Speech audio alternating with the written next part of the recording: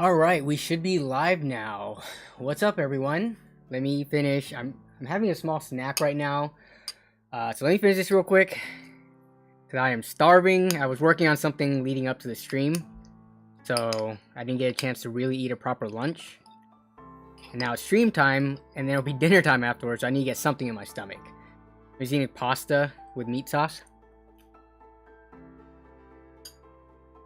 But we're just gonna hang out for the first 5 minutes or so anyways. How's everyone doing? Yo, we have a ton of people in chat prior to stream today. We had like, right before I hit start, it was like 30 something, but some people were in the stream like 2 hours ago when I first listed the stream going live. Yeah, if I do a cooking stream, it will likely be pho. If not pho, maybe something simpler, but I think pho would be a fun one. Just because it takes quite a bit of time. Which, by the way, this is a Costco meal. This is their ravioli with, I think, cheese and spinach stuffed. And then we have the meat, like the ground beef logs that they sell in the freezer section. As well as the classical tomato sauce. So this is all Costco meal right here. This is leftovers. Okay, let me get that out of the way. What's up, everybody? Tons of return viewers. Costco is indeed goated. Love Costco.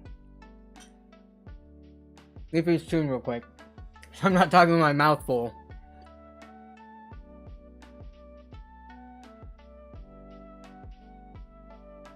Also, this bowl is annoying me being in the camera shot. It looks so like messy and stuff. So I'm gonna put it away. But all right, yeah, we got tons of people in the chat so far. Hope you guys liked my the thumbnail for this stream. I had to do it. I know the internet, like everyone is using that meme format right now, so you might be sick of it, but I just had to just because, you know, it was semi-recent and this would be the only chance to be able to do it before it becomes like old or out of date. So it looks like, so for this stream, I put it in slow mode just because last week it got way too hectic with chat. Like people were just going crazy. So I wanted to slow it down. It doesn't look like it's working. Let me try it again. Slow mode. I did put it on. It says participants have to wait between sending message. Yeah, I put 15 seconds, but people are able to type more than that very quickly. So, dang. Yeah, and does it say slow mode is on? Yeah, it says that in the chat, so that's weird. I have it set at 15 seconds. I don't want it to be any higher than that because I feel like that's a bit much. But if it doesn't work, then whatever. It looks like... Oh, I wonder if channel members get through to bypass it. Hack the system somehow. So it looks like some people slow mode is working, some is not, but hopefully it just doesn't get too spammy, and if so, we might have to put some people in timeout today. So yeah, maybe it doesn't affect channel members. Interesting. Maybe, I don't know if there's a setting for that. I'll need to look into it, but I think channel members, behave please. Like, I don't mind frequent messages, but don't just be going spamming like 10 lines of the same thing. But let's see. I can no longer change slow mode as moderator. Were you able to change it before, Chris? That's not... The moderator tools, honestly, they don't really let me control much from my knowledge. I just can allow who is a moderator, but there's no more settings past that. So I'll need to look into that, but thanks for the heads up. Okay, let's see. What is there to talk about? How's everyone doing? It's Wednesday, midweek. Hump day for most people.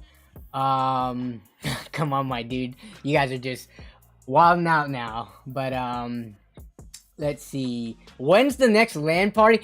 You gotta ask when the next LAN party is when we just had one.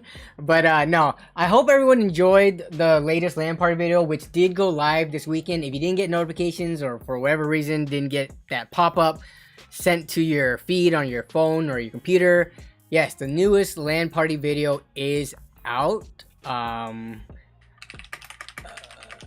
me see if I can bring it up real quick. So definitely check that out if you have not seen it yet. It was a good one. Let's go to browser real quick. Yeah, so this is the newest LAN party stories video. This one was, if I can hide my face, this one was an hour and 46 minutes long. This is the longest LAN party story video. Excuse me, I just burped there. But this was the longest LAN party stories video ever. So definitely check that out if you have not seen it yet. You can clip live? Sweet. So I needed a way to entice people to clip stuff that happens during the live stream. If you guys see anything funny, feel free to clip it, and I'll need to think of some kind of reward system. But yeah, I would definitely love to have clips of like the funniest moments or like the most interesting moments from stream. That would be very nice to have just as like a collection. So it's nice that YouTube has that added now. Yeah, it's crazy. The first LAN party stories video was like, let me see, LAN party stories 2016. And if we look that up, the first one ever is it not even spring 2016. Yep, here it is, the first one, 23 minutes and 5 seconds long. It's crazy how much the series has evolved. So I'm glad everyone still is enjoying it though. Beast asked, hello, are you live on Twitch? I am not live on Twitch right now. I don't go live on Twitch. I don't do the dual streaming thing just because I think the viewership will be way lower than over here on YouTube. And yeah, I feel like YouTube should be more convenient for most people because that's the app they have found me from. But let me know if otherwise. Let's see. I love the longer LAN videos because they give a better feel of what happened there. So, okay, let me show you all. Before we started getting into things, because we're just chilling here, hanging out. These are like, for the most part, we got the realest people here nice and early. But I wanted to show you something from that. So, let me pop my face back up again. Okay, display capture. All right, so if you're not familiar, this is what a Adobe Premiere Pro timeline looks like. This is like a project file from Adobe Premiere Pro. So if we look at, this is the timeline. This is the whole video. This is the LAN party stories video that I edited. So I can zoom in and show you. You see all these little cuts? Those are all the little edits and cuts and stuff that I chop it down to. But if you look at the time right here, there's the 1 hour and 46 minutes, right? So this is the result of a 1 hour and 46 minute edited video. Now I have this tab right here that says all footage, and this is all the camera footage. So we look at this one, as you can see, I can scroll through. This is all footage from the LAN party stories. Some of it you will have seen, some of it has been cut out. But now take a look at this as we go to the end of the timeline here. We're at 14 hours. So this is all footage that was captured. That was, a lot of it got cut out. And that's not even the gameplay. This is the gameplay tab. Here's all the gameplay dropped on the timeline. If we look at this one, so this is all gameplay. A lot of this you didn't even see. Like, if I just go to any random clip, you wouldn't have seen this. Because there's only like, I think 7 or so minutes of gameplay footage total.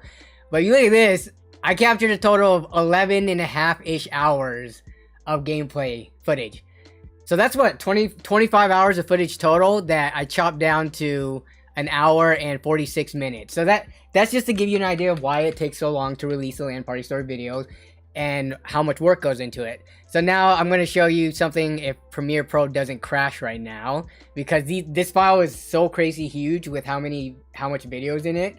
So I'm going to take this timeline and I'm going to copy it into the all footage, and if this works, it'll show you the perspective of how much is actually cut out.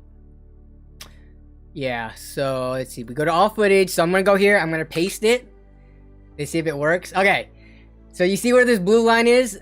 you can't even see all the cuts in here, but if I zoom in, this is the LAN party storage edit.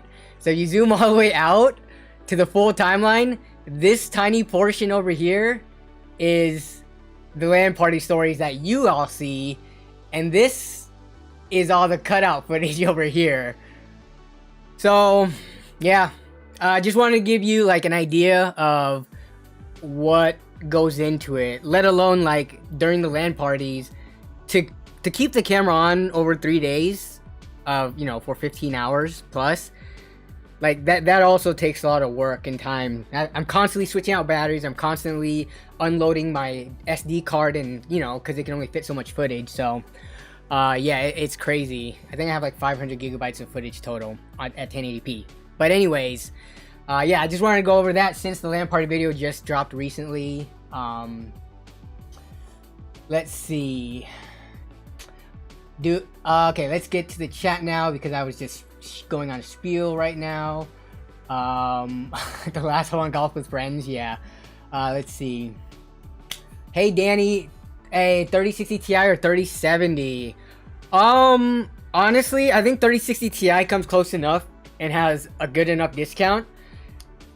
Right now, it looks like we're seeing them for 200 less than the 3070, which I think is enough to warrant like saving and getting a 3060 Ti. That's what I would personally go for. Unless 3070s can get down to like 650-ish consistently, I think 3060 Ti's will become the more popular card if they can go to like around 500 price point. Let's see. What are y'all's opinions if you saw the Zach's Tech Turf latest video? So that's something interesting that I want to pull up as well. Plus, oh, check this out. So I've had this green screen for a while. You may have remembered the video that I released of me going to pick it up.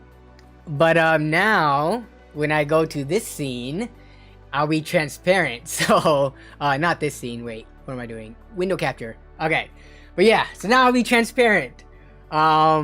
Which I should have used this green screen a long time ago. But, alright, so Zach's Tech Turf. So Zach released the video earlier today. I actually commented on the video. So I left a comment, which is right here. But essentially, in this video, Zach went undercover and bought a PC Bros, which is, if you didn't know, Toasty Bros.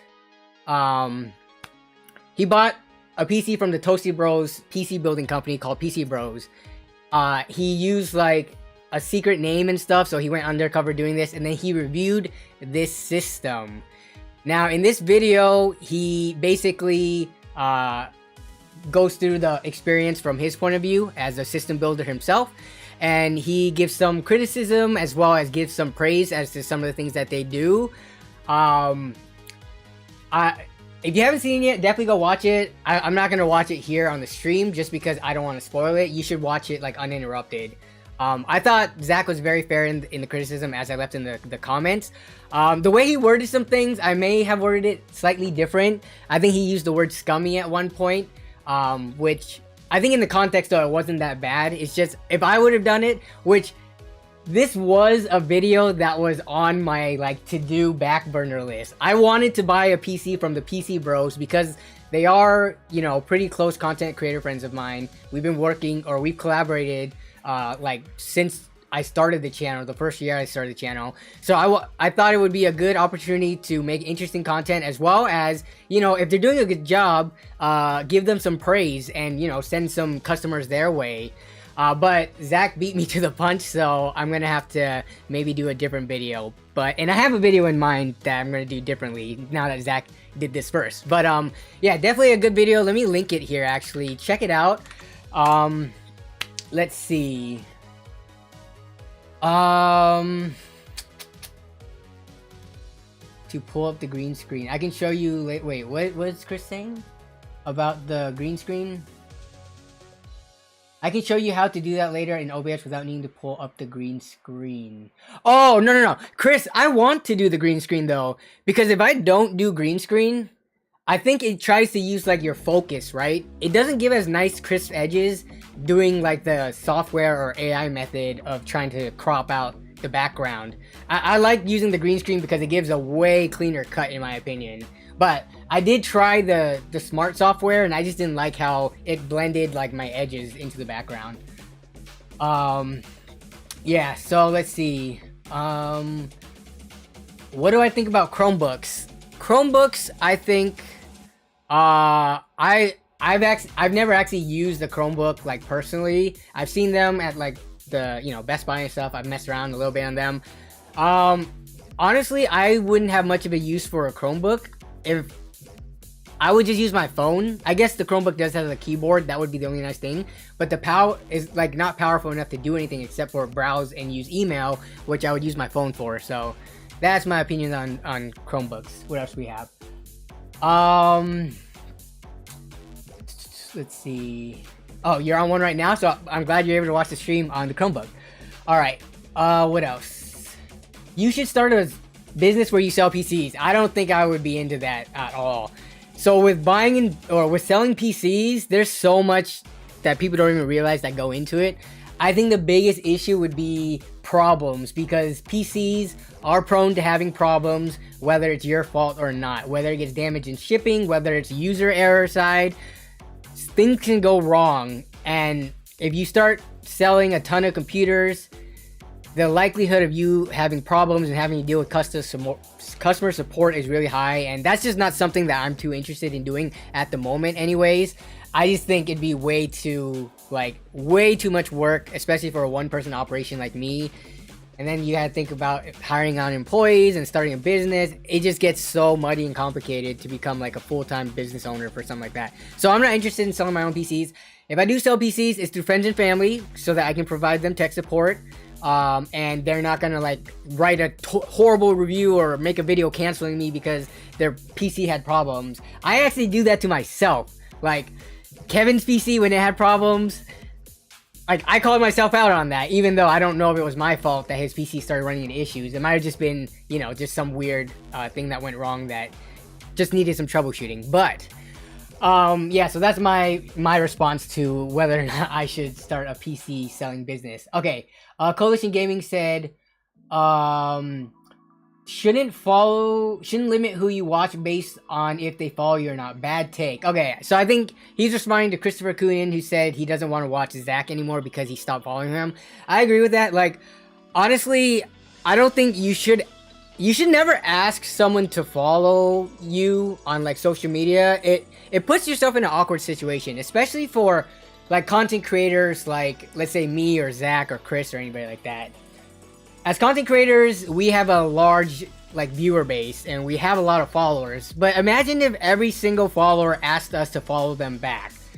We would have thousands of followers, which if you've ever used Twitter, having thousands of followers is not really a good experience, because then your feed is just cluttered with so much stuff that you don't necessarily want to see.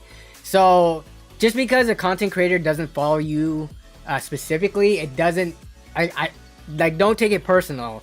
It's just we want to keep our timelines and the people we follow condensed. I mean, like, it doesn't mean I won't interact with you or like DM you and stuff like that. It's just way too much to follow back everyone that asks for a follow. So yeah. Let's see. So other than that, Linus needs to follow 14 million people. Is that how many subs Linus is at now? Okay, so we're about 20 minutes in the stream. I think we have a pretty good start so far.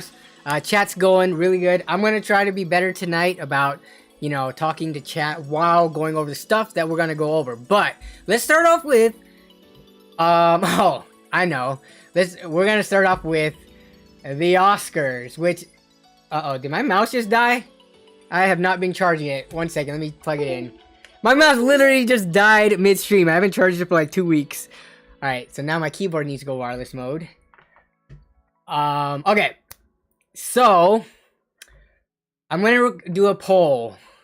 Was the slap real or fake? And this is in regards to the Oscars, Will Smith going up on stage and slapping Chris Rock in the face. I'm curious what people in the community, if you don't know what's going on, I would think that it's been in social media and the news enough that people know like what has been going on. So I'm just curious what everyone's take was. I think it was real, and I'll explain in a second. But I'm curious what everyone. Chris says your green screen slaps harder than Will Smith. Oh jeez. Bobby Douglas says play any skateboarding games. I mean Tony Hawk. I actually got the new Tony Hawk Remastered Pro Skater in Epic Games Store. I haven't played it a ton, but I think Tony Hawk Pro Skater 1 and 2 was like the extent of me playing skateboarding games, which in my childhood they were super fun. Alright, what is the split so far? We got 70% real, 30% fake. We'll let it run for a little bit more. It was a bad slap. I mean, let's analyze this slap real quick. Let's get a play-by-play breakdown slap. I'm gonna mute this. Let's see. Do they have just the raw footage? Okay, here we go. All right. So we're gonna view the slap. I'm just trying to look at like the wind up and the follow through. Okay. Okay. So let's watch that again. So you see the way that Will went up and slapped him. He didn't pull back and went like that or anything. He walked up like this, and then he went for a quick, almost like, think of like the Bruce Lee, like 1-inch punch, right? He walked up and he went just straight into it, right? He was like, wah, wah, wah, bam. He didn't do like a big wind up and then boom with the follow through. So that's probably why it looked like a weak slap.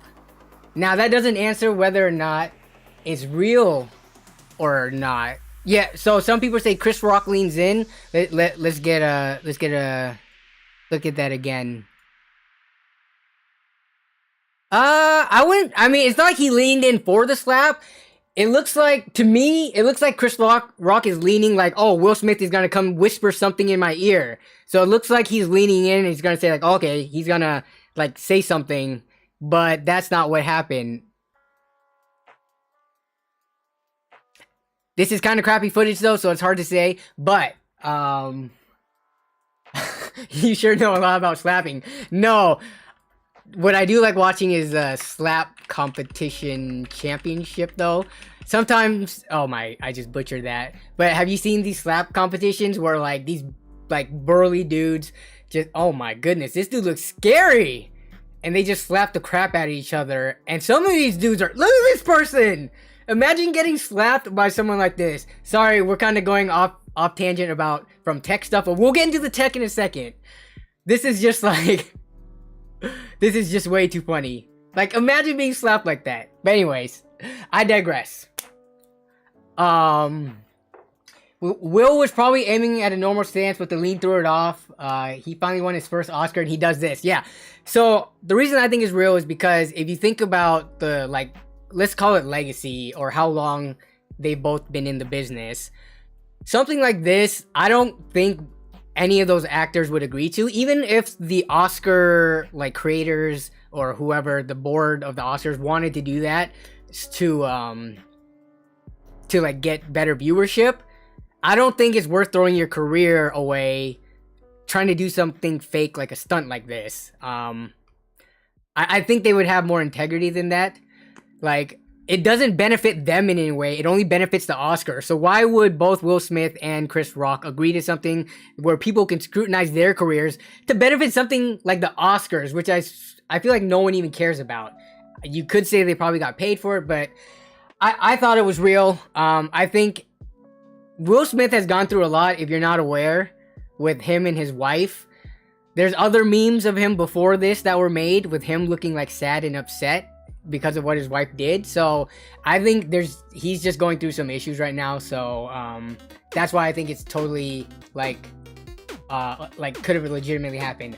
Welcome to the Nerd on a Budget. Thanks for the membership join, Don Always, which by the way, I need to go back and run some of the super chats that people did send prior to stream.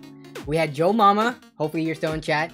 Thank you for your super chat, as well as, let's see if we can get that up. And Mike1360 who donated $10. So thank you for both of those. Let's see. Because they are sick of how whitewashed the Oscars are and always have been. Wait, what? Did I just miss something? How did this become a race topic? Oh, the feud between Rock and Smith has been ongoing since the 80s? Yeah. Yeah, I have, like, Chris Rock, he has been making fun of Jada Pinkett's hair for, like, years. Like, there's footage of them years ago that he also did this. So, maybe Will Smith and just kind of got sick of it. Anyways, enough of slapping talk. I just realized I do want to give a quick shout out to the members. As always, we're slowly gaining members by the week, so thank you for anyone who is able to support through the channel membership program. You do get emotes for live use during the streams, as well as emotes to use during comments of any videos. And for merch, there is a discount code that I put in the channel only community section where you can get discount and you save more money than the membership costs. Usually membership is $1 a month, and if you want discount on merch, you will save more than $1. But another thing I want to talk about is merch will be released soon. I'm just waiting on some pictures from my content creator friends that I sent these shirts to, so that for the promo, but these should hopefully be released in the next week or two, probably next 2 weeks. So be on the lookout for those. I'll probably drop a video for it. But okay. So let me get back to chat, and then we will get into the GPU price drops, some deal hunting, and all that other good stuff. Okay, so I'm gonna end the poll. We got a ton of votes. Okay, so I'm gonna answer some questions real quick. Do you think a 1070 8GB and a 1070 and a 10400F is a good deal for $950? Is that a full build? It seems a little overpriced, especially with graphics card prices dropping down. A 1070 and a 10400F build, I would probably try to aim for $800. If not, wait a little bit, because 1070 prices should come down back to like the $200, $250 level. Okay, what else? Danny, what do you think of the design of Intel Arc? Oh yeah, we can pull that up. Okay, so let me actually pull that up. Get the slap Intel Arc GPU. So everyone was tweeting about this earlier today. We have new images of Intel's new graphics card. So do they have any big pictures? Here we go. This is what it looks like. Let me see if I can zoom in more. But my thoughts on the looks, I think it looks very clean. I'm not a fan of their typeface, which is like the weirdest thing to nitpick. Like this being stamped on here, I don't know, maybe it's just Intel never had a good looking logo to begin with, but I don't really like the look of this here, or this. Yeah, I think it's just Intel's font is not appealing to me, but let's assume this was not here. The overall looks of it, I mean, it looks like, you know, a standard graphics card, a little bit more rounded. I'm curious what this, is this like a plastic backplate, or if this is some other material? I mean, it looks pretty sleek and clean. I'm curious because them being so new, what is the performance going to be like, and is it going to be buggy for users, for like first early adopters and stuff like that? Like for the longest time, people complained that anytime they went from like Nvidia to AMD, they had issues because AMD drivers had issues and stuff like that. But being that Intel, this is their first dedicated GPU, I'm curious if some of those things will be more like more common. So obviously I want this launch to be smooth. A third competitor in the dedicated GPU space is great, because, you know, they're going to be competing, hopefully lowering their prices, trying to win customers. Yeah, I think this, otherwise, I mean, it looks fine. Do they show a picture of the fans? Is that, wait. Is this the other side of it? They didn't show it on the main page, but everything I'm seeing here, that's what it looks like the front. I'm not too much, like, this looks cheap. If this is the actual card, which I can't really tell, there's Intel's actual, let me pull it up. What do you guys all think? Bad typeface not buying? Yeah, I know, right? Now they're not going to send me one to review. As if they were gonna send me one anyways. But let me see if I can find a better picture of the fan. Come on. They barely show it in the video. Oh, there it is. Okay, there we go. There we go. I'm gonna pause it right at the right moment. Oh, that's... So yeah, it does kind of like... Did I just really type image in the search? Let me try to find a... I want to find an image because that video is a little dark. But assuming that's what it looks like, honestly, that shroud looks kind of cheap, don't you think? Like, this looks like a graphics card from 2014 or a graphics card from China that's a scam card that says it's like an NVIDIA like 3060, but it's actually like some old 12-year-old card. Let's see. Those GPUs look horrible. The backside, I think, looked fine. The front side, it just looks old. This looks, there's a card, I think it's a PNY card. Let me see if I can find it. It was a GTX like 970. There were like some graphics cards from a few years ago that just looked really dated. Or is it like a, did they have a 770?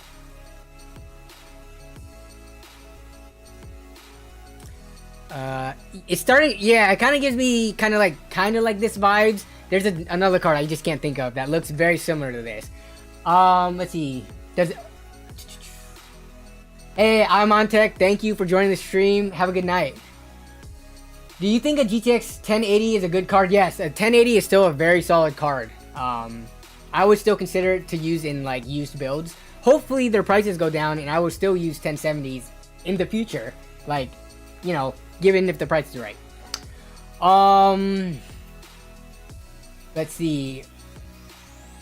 Would you even want to touch a Legion gaming PC after the roach infested one? Yeah, I mean, just because I have one bad experience with the PC doesn't mean I'm not going to touch that one ever again. Because not all PCs are going to have roaches in them, but... Fluffy Fluff says, I don't care about the card's look, not gonna lie, I just want something that can run 2 Chrome tabs at the same time.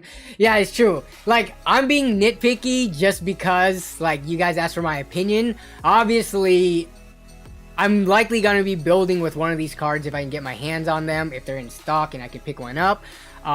Especially since the fans are facing down for the most part, so you don't even see this unless you do a vertically mounted, but... Kevin Ngo, thank you for joining the channel membership. I appreciate that. Welcome to the Nerd on a Tight Budget fam.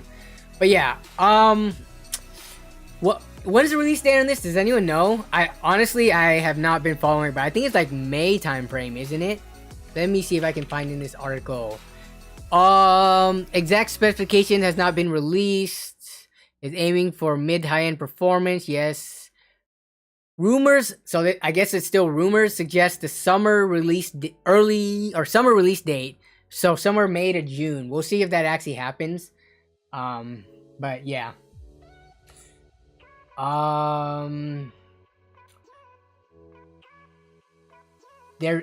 Okay, so I haven't started the queue yet for tweeting. I'll let you know when to start tweeting, so hold on to the tweets. The reason why I don't want people tweeting me now is that we could be looking at GPU deals and stuff for the next 20 or 30 minutes. I don't want people to tweet out, like, for me to look at their PC part picker list, and then 20 minutes from now, they're not even in the stream watching anymore. So once we get to that portion of the stream where I'm asking for your submissions for, like, your setups, your advice questions, or your PC part picker lists, then submit it, because then we'll go straight into it, and then I'll know those people are active and watching still.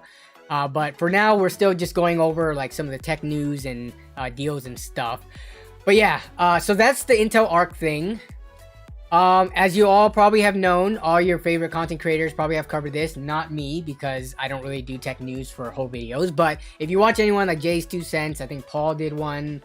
Brett from UFD Tech, he does tech news. So GPU prices are coming down. These are articles from within the last few days. We got Tom's Hardware, Tom's Guide, PC Gamer, Ars Technica. This is just stuff, if you type in GPU prices in Google, these will come up. So, we have articles where, I think we're getting information directly from the source, like from the board partners themselves, that prices are going to be slashed. All SKUs will be reportedly slashed up to. I love the word up to, because it's not 25%. It's up to. So 1% is up to 25%. But no, I think all the prices are going to be slashed. We've been seeing the price come down. This is good news. This is Asus. I say it both ways, honestly. Asus has confirmed slashing graphics card prices by up to 25%. In an email statement earlier today, an Asus representative added that price reductions will be applied to its entry-level, mid-range, and high-performance models, not just the 6500 XT. Thankfully, hallelujah, because 6500 XTs were already sitting at MSRP, so nobody cared about those getting price cuts. Though, I'm curious, how low can the prices of those go? If I can find one for like $125, I don't know, man. I might have to consider it. But yeah, let's see. What do people have to say? I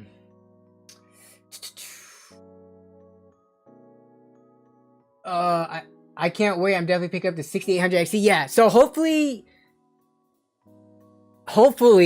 some of you who are wanting to build and buy like graphics cards and stuff, hopefully you did not just like the other day spend a ridiculous amount of money for graphics cards, because it is literally like right around the corner and has already been happening.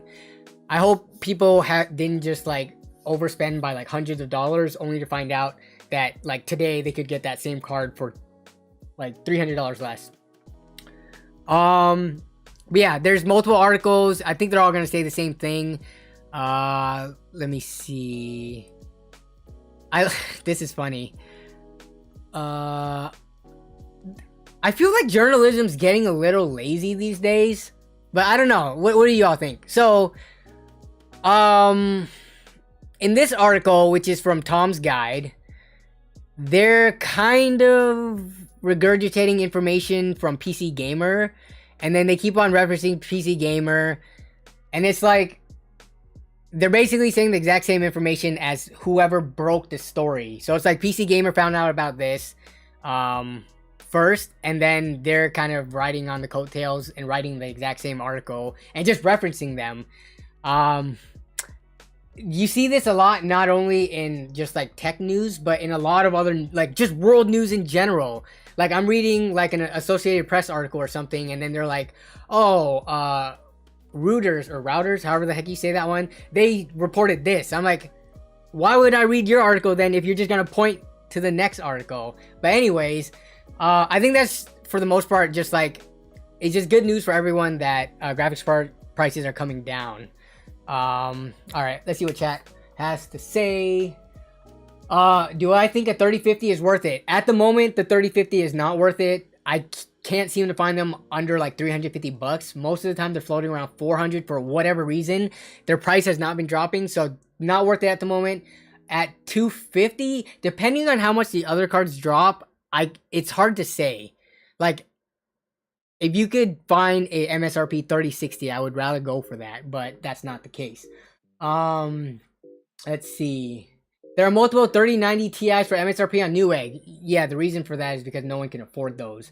So hopefully those have to take a price cut to move, because not a lot of people... What was the 3090 Ti price anyways? Or MSRP? I don't remember. It's like 50... Oh, damn it. I was thinking 3080 Ti. Yeah, 3090 Ti is $2,000. Yes, I remember that.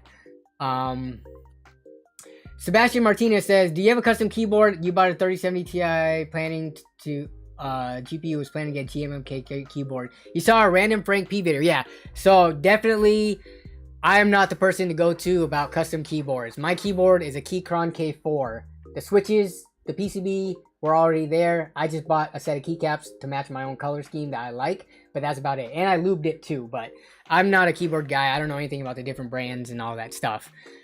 Okay, let's see. When Chris Rakunian says, when the 3050 drops to 200 brand new, it will 100% be worth it. I agree with that statement. Yeah, 250 is riding a line that's like hard to justify. Like, should you just spend the extra $70 or so to get a 3060 when the prices come down?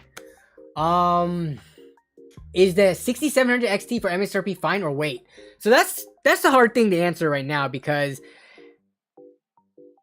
these cards are getting to be like 1 year old by this point. They're coming down to MSRP, which sounds like a good thing, but in reality, in the past years, when a card starts getting older and newer launches are right around the corner, you're supposed to see more of a price cut below MSRP. But because of the whole pandemic throwing everything off and shortages, cards coming down to MSRP and tons of people are going to jump on them. So it's hard for me to give advice whether or not you should jump on it at MSRP. It really depends on how much longer can you wait and how long have you already waited. Because to me, like, if I need a PC right now, because I'm a content creator, I like playing games, I am willing to pay the extra $50 or $100 to get a PC now instead of waiting 6 months. To me, $100 is well worth the 6-month lead to get a PC. But honestly, everyone is in a different situation, so it's hard to speak on that. Let's see. Hey, man, we're getting some subscribers during the stream, which is nice. Hopefully YouTube is promoting the streams. But, yeah, so, let's see. Is the 3050 better than a 1070? So, they trade blows from what I've seen. It really depends on the title, but, Bry Wagner makes a good point. The 3050 is newer, so it'll have driver support for longer. It does have DLSS and RTX, though the RTX portion of it, honestly, to me, I think that's useless. No one with the 3050 Ti or a 3050 is realistically going to be turning on ray tracing.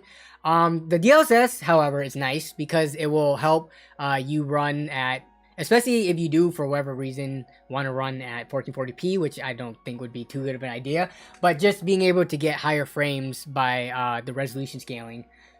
So, let's see. Yeah, stream pops up every week, bro. Yeah, I know. It's like hard for me to keep up with all the comments, but I thank you everyone for making these streams as successful as they are. They aren't successful without you all. I hope you all know that. Okay, let's look into some deal hunting because I promised that in the title, so we have to do that. And as the trend goes, the only deal hunting that people really care about for the most part is graphics cards, because again, you can get everything else so cheap right now. CPUs, motherboard, RAM, SSDs, cases, all super cheap. We all want to finish off our builds with graphics cards. So let's take a look at EVGA B stock, which this morning at midnight, there were cards in stock, but by now I think they're going to be gone. They did have some 3060s in stock I saw, but let's take a look as we normally do, because EVGA last week, during stream, they actually had cards in stock. But I think people caught wind of it, and now anytime they go in stock, they're not available. So we got graphics card, crappy stuff. We do have some, whoa, let's see. We have some 3080 Ti for the Win 3 and 3090s for $1,400 and $1,900 respectively. Now, I don't know how much, these are in stock for a reason. People don't have this much money to spend on one graphics card. This is the cost of a build. This is the cost of a relatively nice, kind of high-end build. So these are in stock if you want them. I think EVGA, the tricky thing is, do you want only a 1-year warranty on a $1,500 graphics card, or would you rather pay the extra $100 or $200 to get a new version of this card with the longer warranty? So I'm not sure if anyone would really be interested in these deals, but that's what they have. Let me take a look though at their, yeah, that's the only two they have, but that's for B stock, which is, a lot of people always ask, like, what is B stock? What is B stock? So B stock is EVGA's refurbished / used products, where they go through, they retest it, re-verify. These can be from returns or from RMAs, like faulty products, and they make sure it's in working condition as if they were new, and they resell it. But it's just not brand new, so that's what B stock is.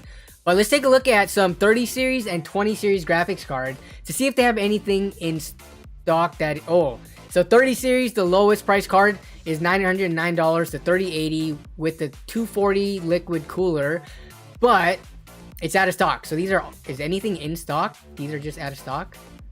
So we do have only expensive graphics cards in stock from EVGA, which, I mean, at one point they weren't even in stock. So yeah, we go down 1400, 1900. Yeah, any of the cards like this one right here. Oh, 3050 for 330. Do not buy this. What? Wait. What's the difference between these two cards? XC Black Gaming and XC Gaming. Okay, this one has slightly higher. Here, let me zoom in more so you can see. So here is a MSRP. These are both out of stock, so it doesn't matter. But if we take a look at this, 250 for this card, and 330 for this one. At 330, just get a 3060. Come on now. But so this one does have a higher boost clock, slightly higher texture fill rate, same VRAM, yeah. Memory clock's the same. So this is just a higher binned card. It looks like the cooler even looks the same. They didn't even slap a better cooler on it. So if you ever ran into these in stock, I mean, personally, I would go for this one unless you do the further research to somehow justify spending how much more? How much more percent is that? That's like that's almost a 30% increase in cost for like 10% gains in clock speeds. So, oh, there's an in stock. Good point. You're right. There's in stock. But then it won't show me the stuff that is out of stock that we should still be looking at. Yeah, so the in stock doesn't. It's not surprising that only the cards over $1,000. Whoa, actually, we got one card under 1,000. Though, let's take a quick look. So we have the 3070 Ti for the Win 3 Ultra, which this is a pretty nice card, by the way. $830. Now let's do a quick price comparison on Newegg. 3070 Ti. We should be able to find this relatively quickly. Newegg, I could have sworn we saw these for under 800 the other day, or the other week. But let's take a look. So we got 3070 Ti's on Newegg. Yeah, you can get a 3070 Ti. I can add it to cart right now. It's an Asus Tough One, and you get a motherboard. Is this a combo deal? And motherboard for $790 with the $30 rebate. Now, it's not the same card if you're an EVGA fanboy, or if you think that this card, I actually don't know the performance between the two, but I think for the Win 3 Ultra is like a very high-end card. Even so, I usually err on the lower cost side of graphics cards because the price premium, what do we have? You get a motherboard in this one. What kind of motherboard is it? It's the B450. Oh, that's an old B450. They couldn't even put a B550. Anyways, that's probably worth around $80 or so. So you do the math. Is it worth spending an additional over $100 for this card? Yeah, I mean, it honestly is up to you. Let me see. Let me read the comments, see what y'all think. You're homesick today? Hey, what's up, Andrew? First of all, hope you're feeling better. But thank you for being at the stream, even though you are feeling sick. Let's see.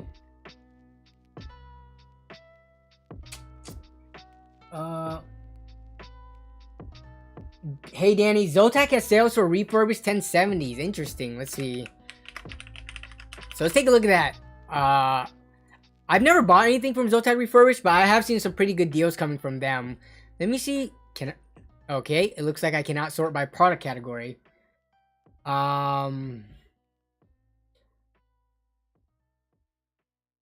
Let's see. So we have 1070s for $315. I think this is what you're talking about. Ooh, we have a GT 1030 for $80. Never mind. Not excited anymore. 1080 Ti for $590. 1050 for $120. Which this, like a couple of months ago, would have been a good deal. 1050s were like $150. What else we have on here?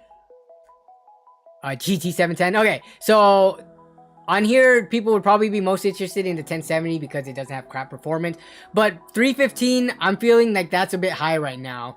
These should be coming down soon. Let's take a quick look at eBay. And see what GTX 1070s have been going for.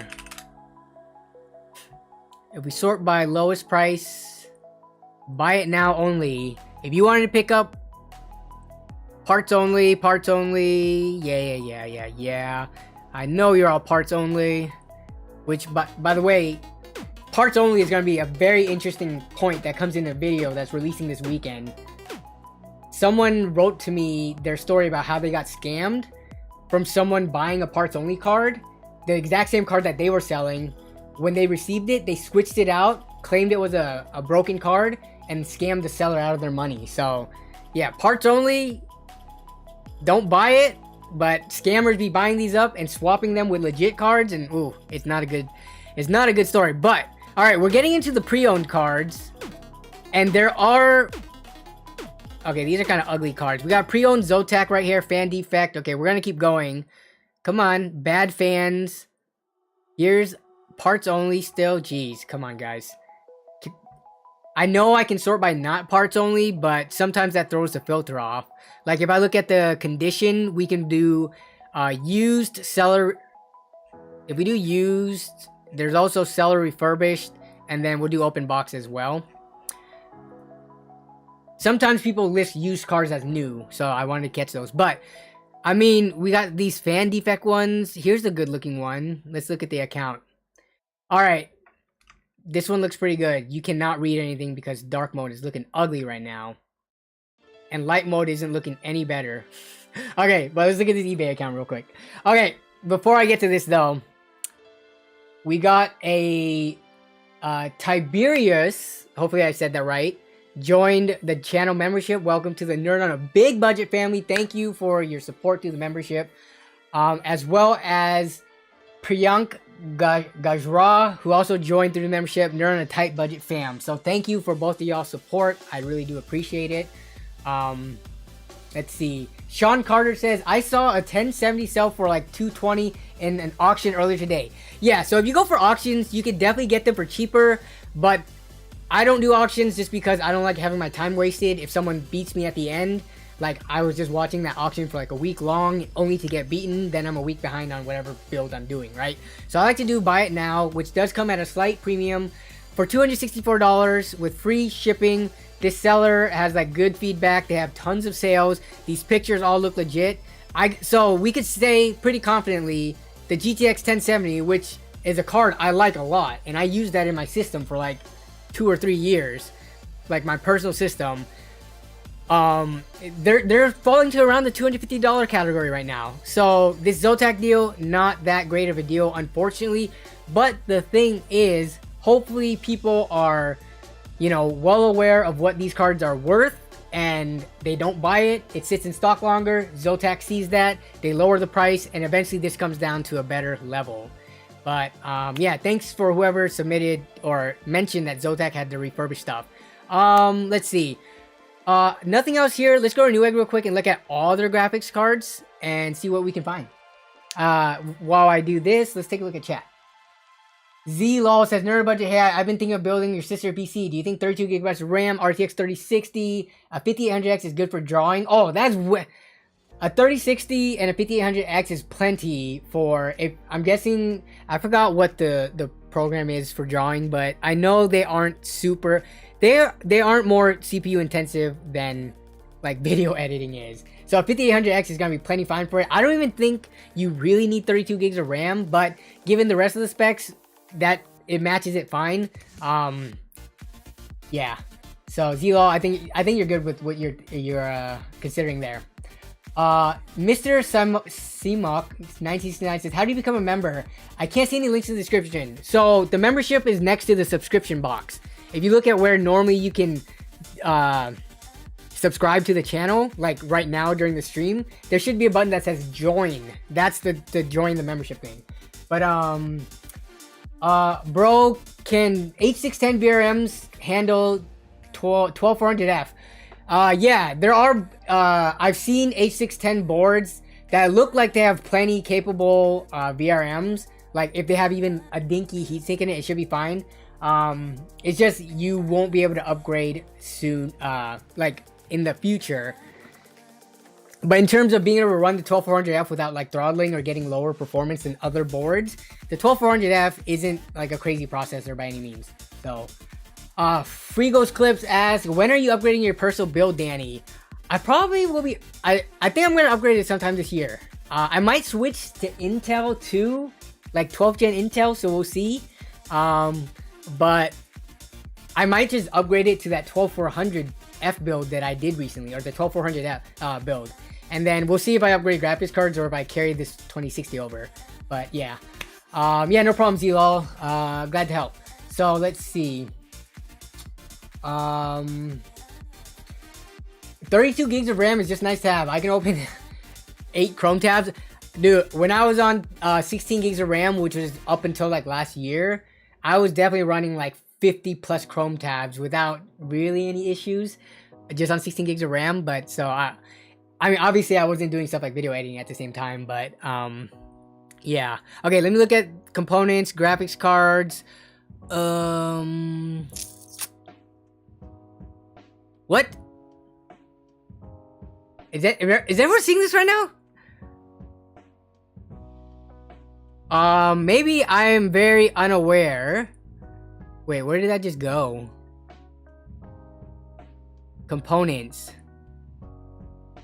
Adapters and gender changers. I guess in terms of PC tech or electronics and stuff, I've not heard of gender unless they're talking about male and female connections, which I don't know if that's... It must be, right? Because we're talking about adapters and connectors. So gender changers must be like male to female adapters. But I've never heard it referred to as a gender changer. That seemed a little odd. But anyways, let's see. Where am I blind? Video cards. I was looking for graphics cards. I'm curious, what do you all call it?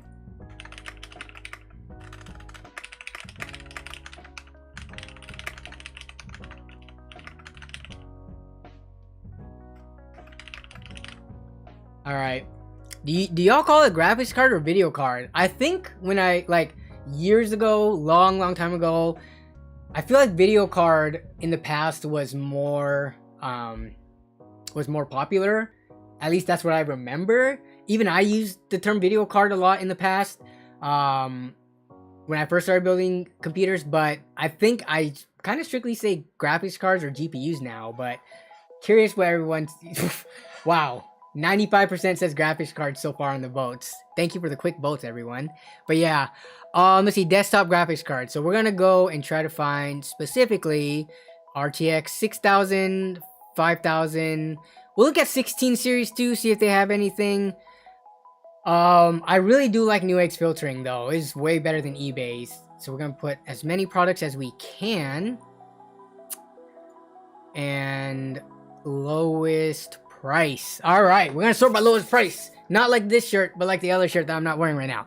All right, we got 1650s for almost 200 bucks. Not worth 200 bucks for the 1650.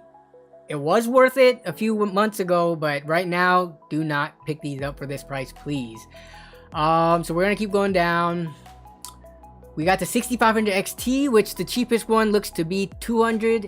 Wait, what? So there's not even any at MSRP. The cheapest one is 225 bucks, which is like a little bit over 10% over MSRP. But oh my goodness, I'm supposed to cook rice.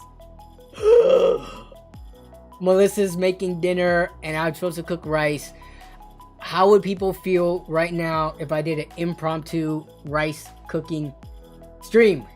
I would take my phone and go upstairs and cook some rice because we need some for dinner. If people don't want to see that, I won't do it and we'll eat our frozen rice because we keep some rice in the freezer. But she's making some ribs, so... Dude, there's this funny... Okay, we're gonna go off topic right now when you forget to cook the rice. If you guys know who this content creator is, Nathan Doan Comedy, he has this skit where it's when you forget to cook the rice... And it's when your Asian mom tells you to cook the rice and you forgot to do it. This skit is hilarious. I'll link it for you all to watch. But super funny. Let's see.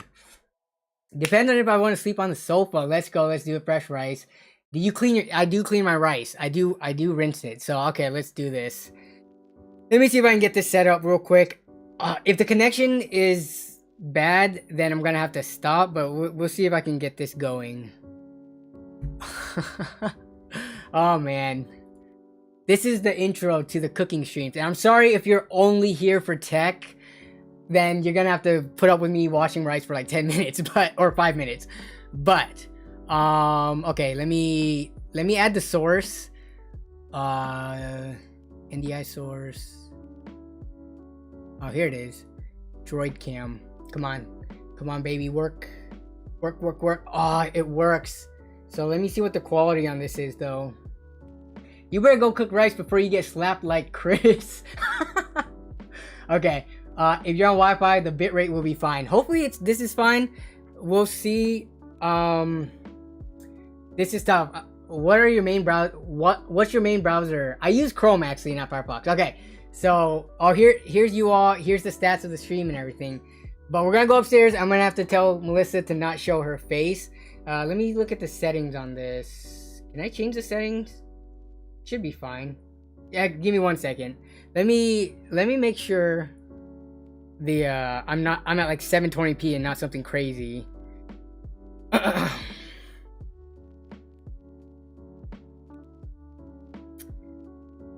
Okay. Yep, we're gonna change the bitrate and everything. Hopefully it does not. Okay, we should be good. Okay, so now we're gonna go cook.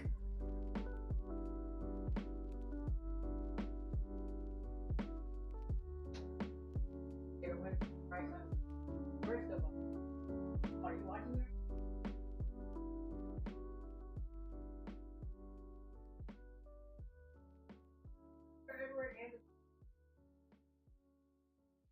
Can we eat frozen rice?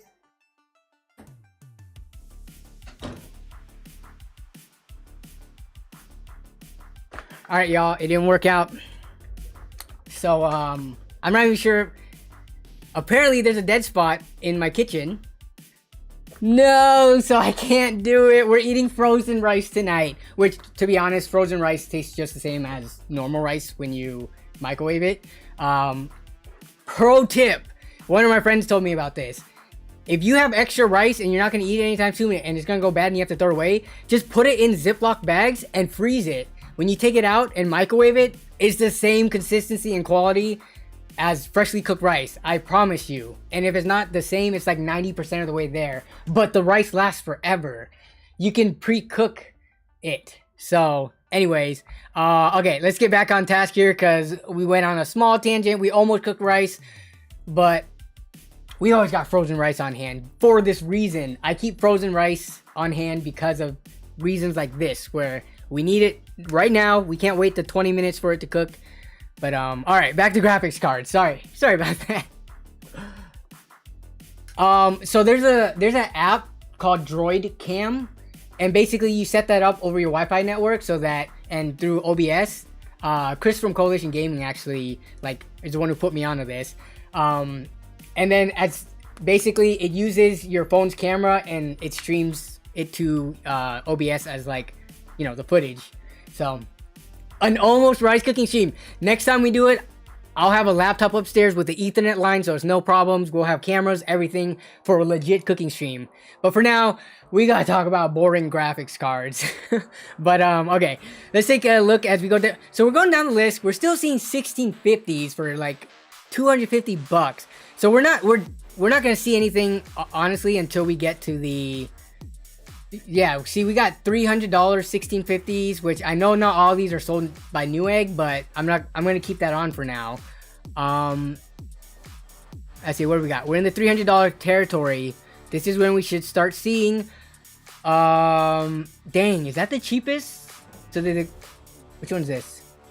$370 right here for a 6600. Yeah, we saw this last week. I think it was the exact same price. This is sold by Newegg too, so this one's $40 over MSRP. I don't think we're gonna. So that's the cheapest one. This one's actually also just as cheap. How is this not sorted by lowest price when oh, it's because the shipping. It's price plus the shipping. So this one's slightly more expensive. Then you start getting into more. But let's keep going like we did last week to see when we're gonna hit our first 3060 and when are we gonna hit the first 6600 XT, because those two matter. Nerd cooking on a budget. Yeah, rice is like one of the cheapest things you can cook, honestly.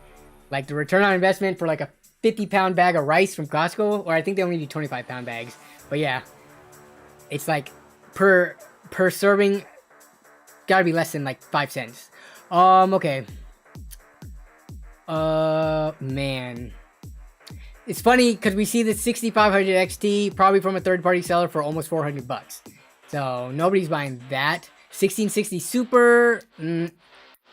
Oh, man, see, we still have this premium right now being carried on the 3060 on Nvidia side, which is kind of unfortunate because both of the price those cards were released at like the same MSRP. Hey, nerd on budget, what's the best GPU for my i5 3570? Honestly, if you could get a 16 series card for cheap enough, that would do.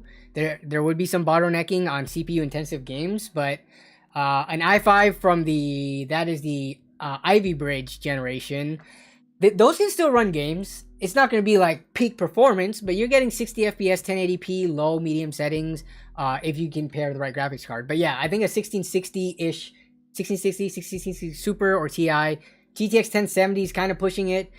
You could pair with that. Or, you know, if you wanted to, because you're going to eventually upgrade those, you could set yourself up with like a 3050 or 3060 and then upgrade everything else later. Okay, we're not seeing much at all. We're in the $400 territory, and we're still seeing 1660 Ti's. Yeah, so that's, you have to sort through a line at Newegg, but of course, when you're searching, you're probably looking for a specific card. I'm just looking through everything, so we do get a lot of crap in here that's not really worth it. What is this card for $434? I know they've been doing some bundle deals. This one we get a 3050 with the 500 gigabyte. That's not worth it. 500 gigabyte drives are worth like 60 bucks at most, even from like good reputable brands. Is a 3050 better than the 1080 Ti? No, it is not. It is not better than it. We got a 2060 here for $440. I would also not advise that. Oh my goodness. Come on. 3060. 3060. Is this the cheapest one?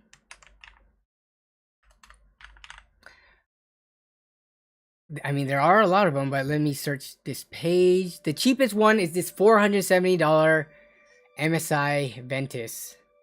I would have thought this was the MSI Armor, but actually no, the Armor is usually white. Okay, so this is the MSI Ventus, 470 bucks plus $10 shipping. This doesn't even come with free shipping. It is sold by Newegg. This one we're looking at 140 over MSRP. Like between this and the 6600, I would personally go 6600. But it depends on if you care about the NVIDIA, we'll call it ecosystem. But you know, NVIDIA, what's it called? GeForce Experience. It does come with some snazzy tools like recording, what's it called?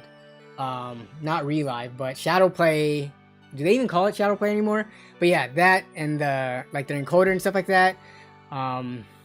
Plus, think about resale value. I guess this is something that I haven't been touching on, but I mean, if we're gonna be honest, NVIDIA cards do hold their value longer than AMD. In the whole history of this channel, plus before this channel even existed, anytime I had wanted to build a budget build, like, and get the cheapest price to performance graphics card in the used market, it has always been an AMD card. AMD cards, they drop in price sooner than NVIDIA cards for the same performance value. So if reselling is something that's on your mind, paying more now could be worth it because people will pay more of a premium later on. But really, I think it scales the same. Like, you're paying more now, and you'll probably, that amount that you paid more is how much you might be able to get more for later. You might actually make less, but you got to make that call. Like, that's something that's definitely your call, not mine. So, oh yeah, I guess, so Christopher Coonan brings up a good point. There's RTX. I guess I keep on forgetting about it because I personally don't play with RTX on. We'll run a poll though. I think we've run this before in the past, like a long time ago. But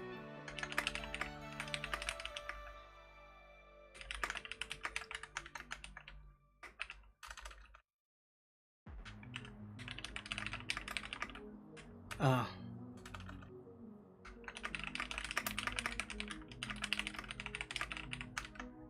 okay. Yeah, so trying to get another consensus of how many people care about why did I put RTX on? I should have put RT, ray tracing, but you know what I mean. Let's see. So other than that, are we seeing any 6600 XTs in here? So depending on what you're looking for, cheapest, yeah, 6600 XT right here is $465. I would definitely go for this one. I think it's sold and shipped by Newegg. It is sold and shipped by Newegg. And then let me look at the MSRP for this again. Even though honestly MSRP is starting to lose its relevancy as more and more time goes on. So this is 380 MSRP. This is, you know, aftermarket card, added another 10 or 20 bucks. So this is realistically about 60 or so, but 65 bucks or so over MSRP. Will it keep going down? Honestly, it seems to be trending that way. We have plenty of tech news outlets reporting on that. But the issue is, if you, here's the thing. It's always a question of whether or not you should wait to buy a graphics card, or to wait till the next one releases, or to wait to see if the prices keep going down. The issue is that same exact thing happened right when the pandemic happened too. And people who sold their graphics cards early, waiting for the next card to release, they got screwed over because the graphics cards like went into shortage soon after that. So right now things are looking good, but what if an event happens? What if overnight crypto explodes again and becomes super profitable? Or what if overnight the next pandemic happens? I'm not saying it will, but you know, you get where I'm coming from. If that happens and then there's like a hysteria, everyone's buying up all the graphics cards, prices go back up, then you're screwed again, right? So if you need a PC right now, I would say buy right now. If I needed a PC right now, I would buy right now. Like, if you can wait, and if waiting somehow ends up to being not just weeks, but for whatever reason something happens down the line and graphics cards go into shortage again for another year, if you are okay with waiting, and this would mostly be towards the people who already have working PCs, then of course wait. You have a working system already. You don't need to upgrade unless you actually do. Then price isn't even a factor. If you need to upgrade, you should just do it. But yeah, that's my take on it. Curious to hear what you all think. Let's see.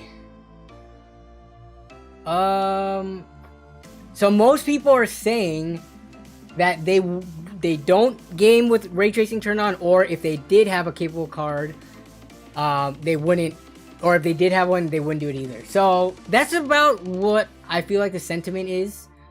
Majority not caring about ray tracing. That's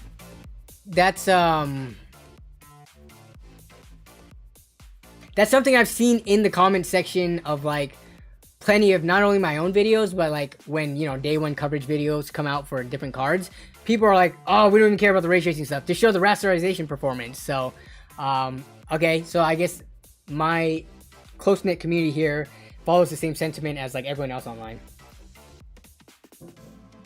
Sebastian Martinez says, remember the toilet paper issue for the pandemic? Yes, we never actually ran out of toilet paper, but we did have to buy more expensive toilet paper, our household.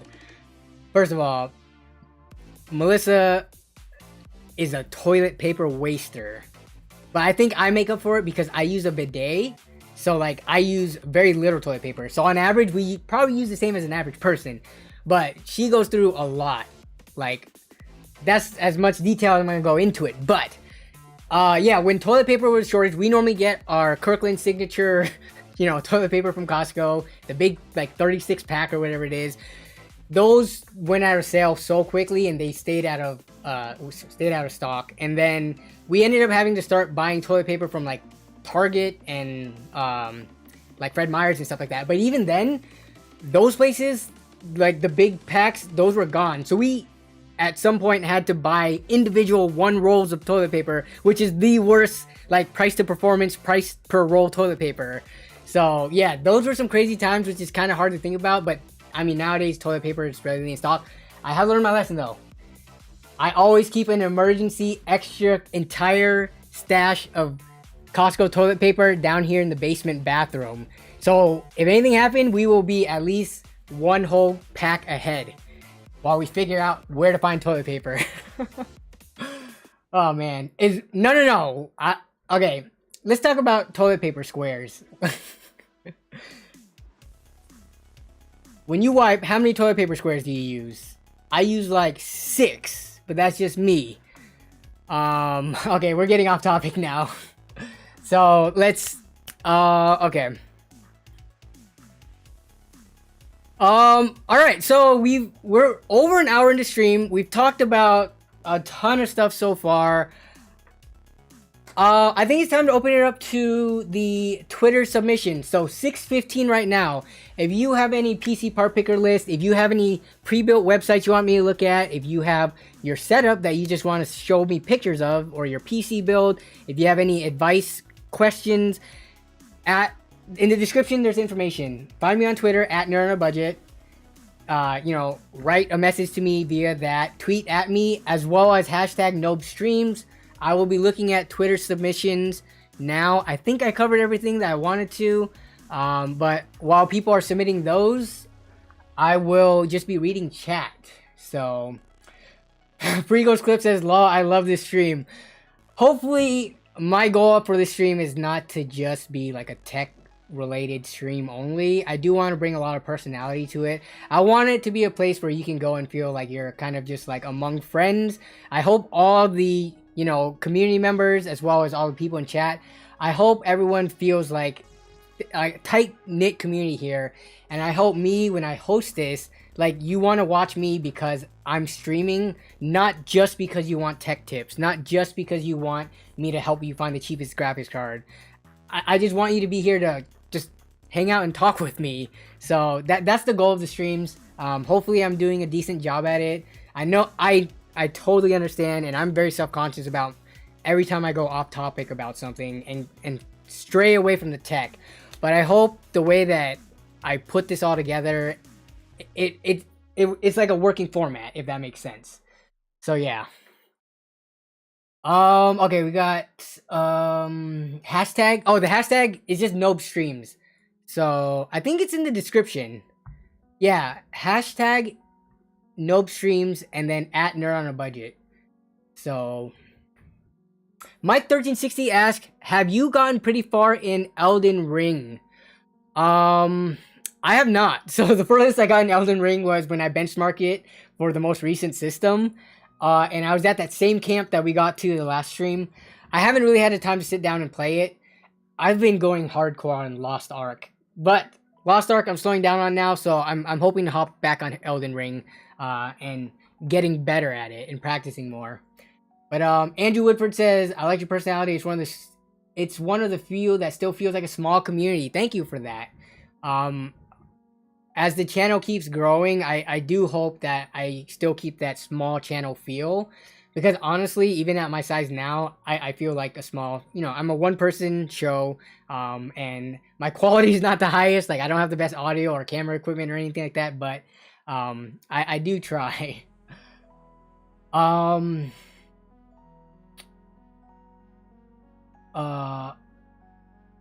Video. Okay, so FG204 says, speaking of GPUs, anyone recommend a channel you think does legit benchmarks? Sometimes I wonder if videos, what's AML watch are real. FG204, what's AML? Was that a typo? So in terms of real benchmarks, I would say Gamers Nexus and Hardware Unbox are probably, when I need a source to go to, I go to them. Because I know they have a very consistent test bench setup and they run an extensive amount of games. So I go to them. There's also a channel called Benchmarks for Gamers, or Testing Benchmarks, or Testing Games or something. Let me see if I can pull them up.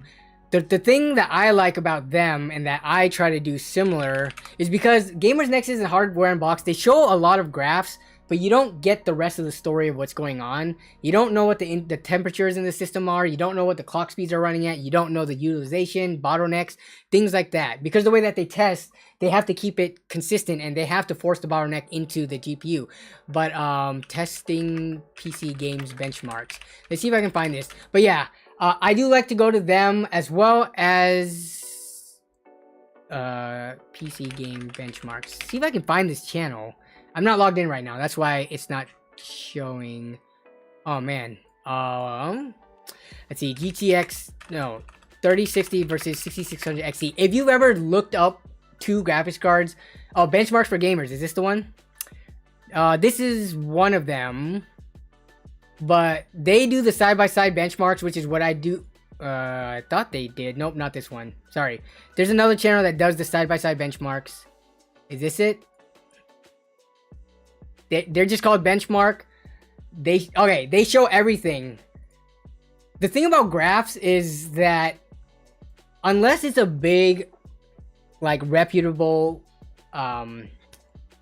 channel like Gamers Nexus or Hardware Unboxed or like Paul's Hardware, Jay's 2 cents, it's really hard to tell if graphs are real or not.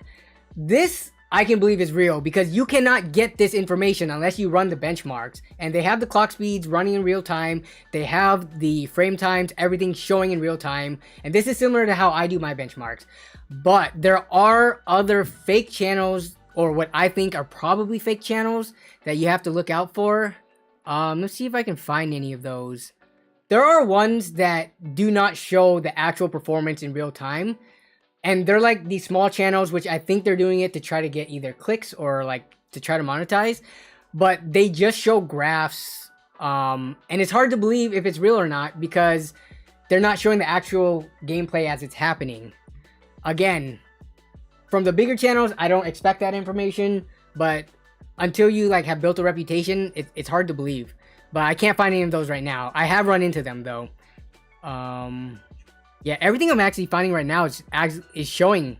So this is funny. I can't find one of those ones that I think are fake. Okay, let's get back to chat before I hop over to Twitter. You were watching graphs? Yeah, be careful of the graph ones if it's not from a bigger, well-known channel. Zach, what is up? Zach is in the house. You probably just got here recently, Zach. Thank you for the compliments on the shirt. Zach, let me see if I can pull Zach's picture up. I'll give you all a little preview of the promo that's coming up. Let's see if we can get this to work. Let's see. Which, by the way, Zach, we did talk about your video earlier on in the stream. But I don't remember what timestamp that is at. If anyone knows, you can let Zach know. But yeah, we did talk about the new video and your critique of the Toasty Bros a little bit. I think you did a good job, by the way. You were very fair in that. But let me see if I can find the merch, Zach. Okay, here we go. Here we go. Which picture? I like this one. Look at that. So, Zach is going to be one of the models for the shirts coming up. I have two other content creators also. But Zach is one of them. And I did hint at him, if you wanted to flex and show off them guns and make the shirt look even better, feel free to do so. And he did. So this is one of the promo shots for the upcoming merch launch for the shirt. And oh my goodness, Zach, we're just gonna admire these right here real quick. Look at that vein action, the tricep. Let's see. What else we got here? Yep, got some vein action here too. Got a little bit of like striation waves in the forearms right here. Look at this. Yeah, Zach, if y'all didn't know, is jacked. Like, he's jacked. And he's super tall too. If I can find that picture from when we were at, what's it called? The NVIDIA conference. If I was stood next to Zach, I'm like, maybe somewhere on his shoulder right here. He's like 6 something. Yeah. Don't forget. Yeah, look at that overly cocky smirk he says. But yeah, this exudes confidence. So very happy that I chose Zach to model this shirt. The other person I hope also posts a flex picture. But yeah, this was fun. So I'm looking forward to launching this merch, and I hope you all are looking forward to hopefully repping it. Yeah, you're feeling uncomfortable. Okay. Let's see. Yeah, vascular. That is the word of the day. But okay, let's take a look at these notifications. We are gonna go and move on to the user submission portion of the stream. And just scrolling down. All right, it's pretty tame tonight. So it looks like if you do want to submit something, we only have like less than 10. So that's pretty good. So we do have a submission from OD Hopefully I said that right. But we do have a PC part picker list. Any tips on what I should do to my build? Again, we gotta play the capture game every single time. I guess that's a good thing. PC part picker is trying to get the bots away from their website. It's always a boat or a river image though. So we're gonna be picking these boats. We have good practice at this now. Okay, we got the boats, we got the sailboats, and ain't no one picking no trains. All right, here we go. What do we have? So this build.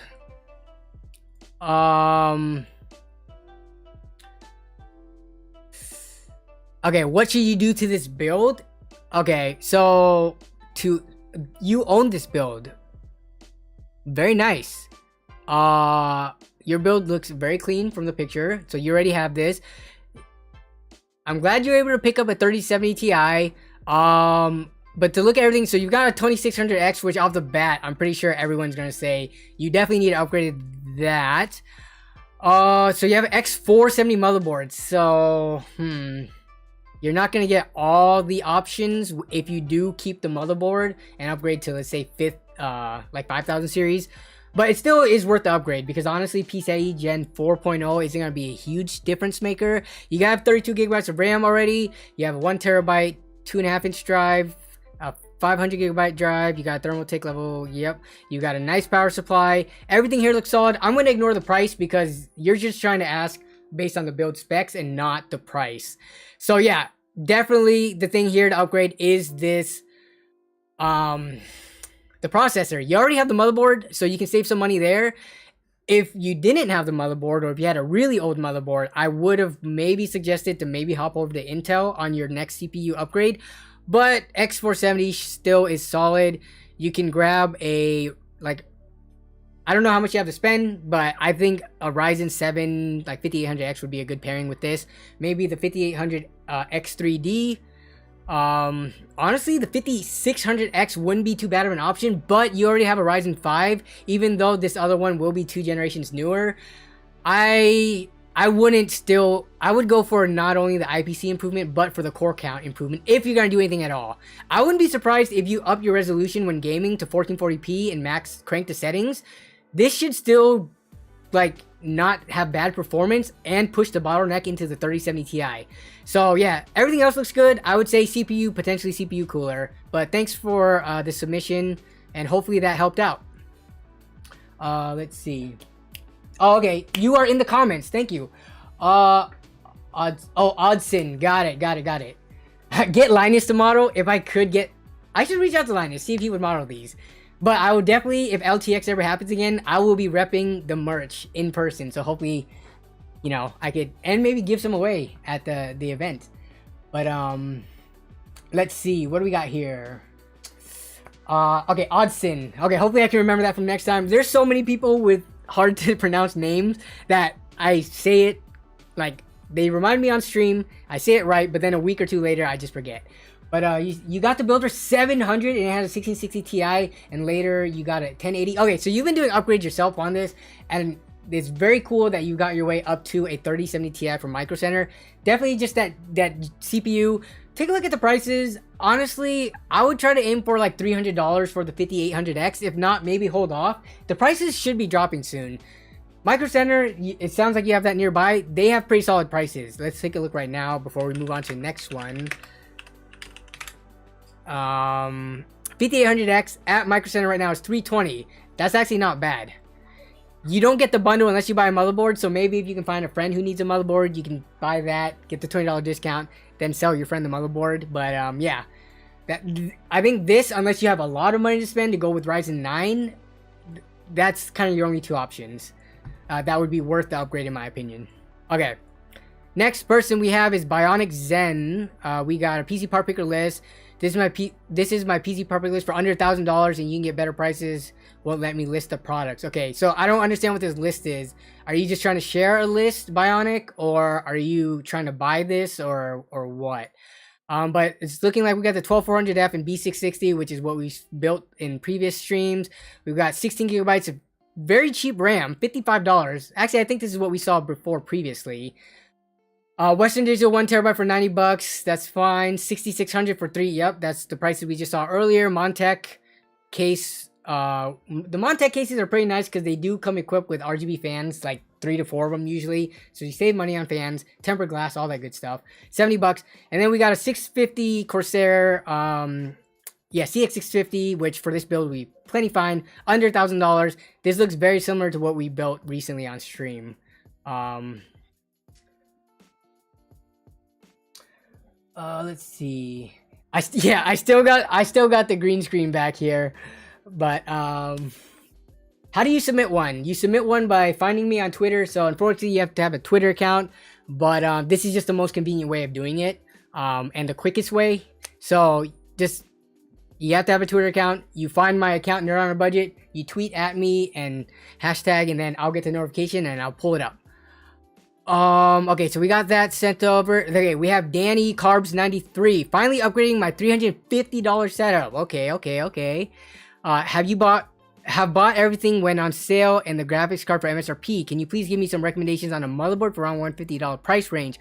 Also, how much for 16 gigabytes of RAM? So let's take a look at this. Oh, this PC Builder. What is this website? PC Builder.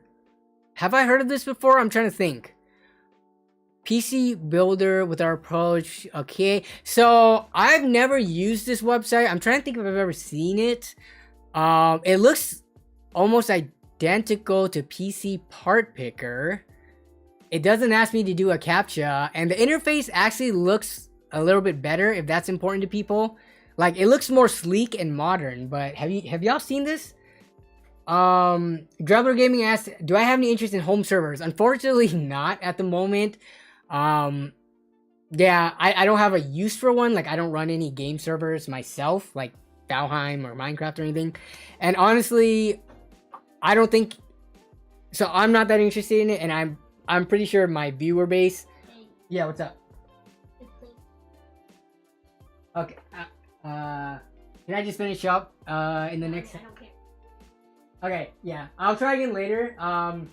There should be enough rice for you, and I'll cook rice for myself if it's out. Okay, thank you. All right. Mainly use that website to show parts. Oh, okay. Actually, yeah, let's take a look. So this does have the prices next to it too. So.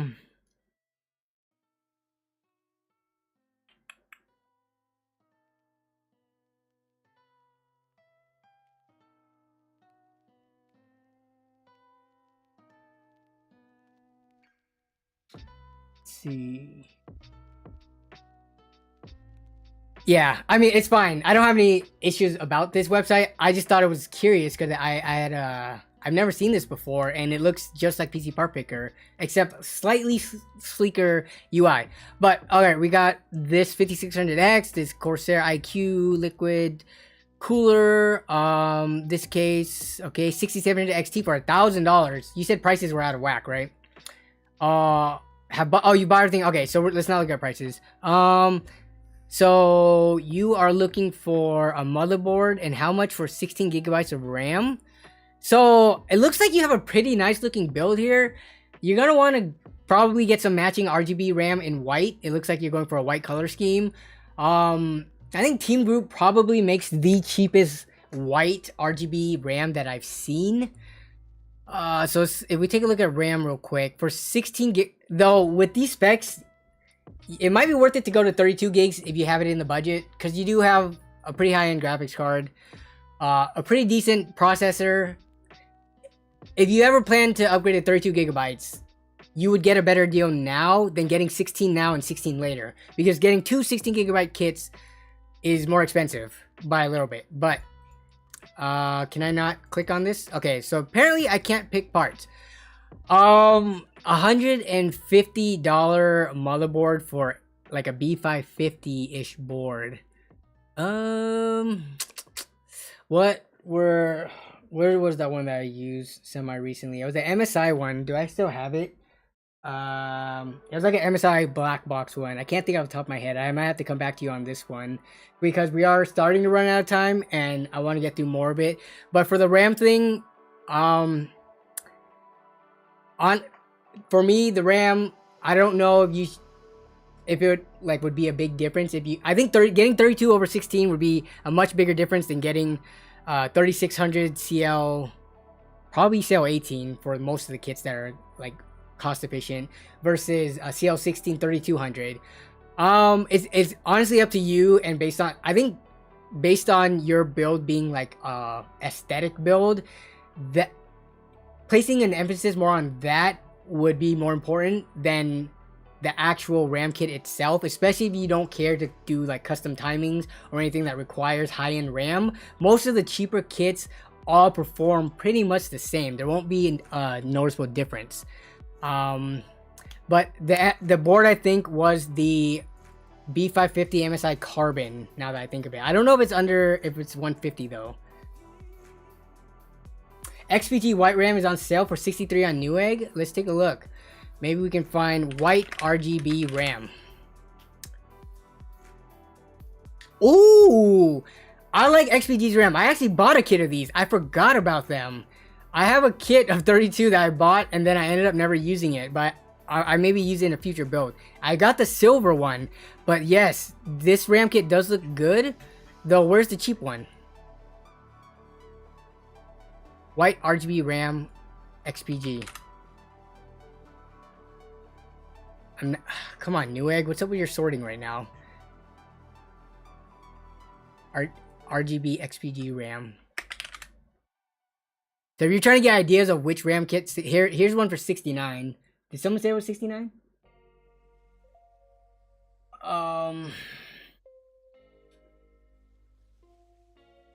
Which one's the white RGB one that you're talking about for 63? I'm only seeing it for 69 unless we click on here and there's a price reduction.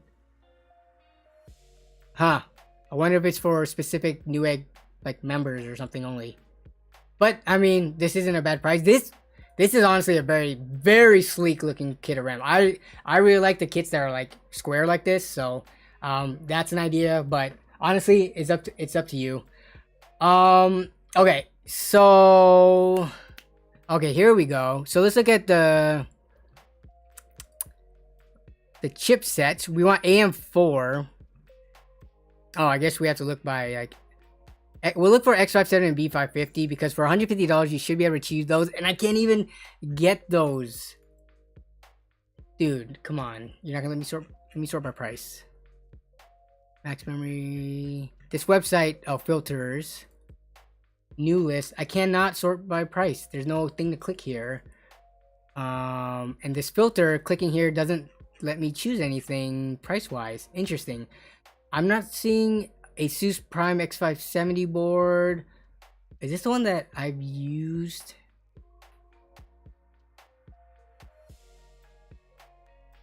No.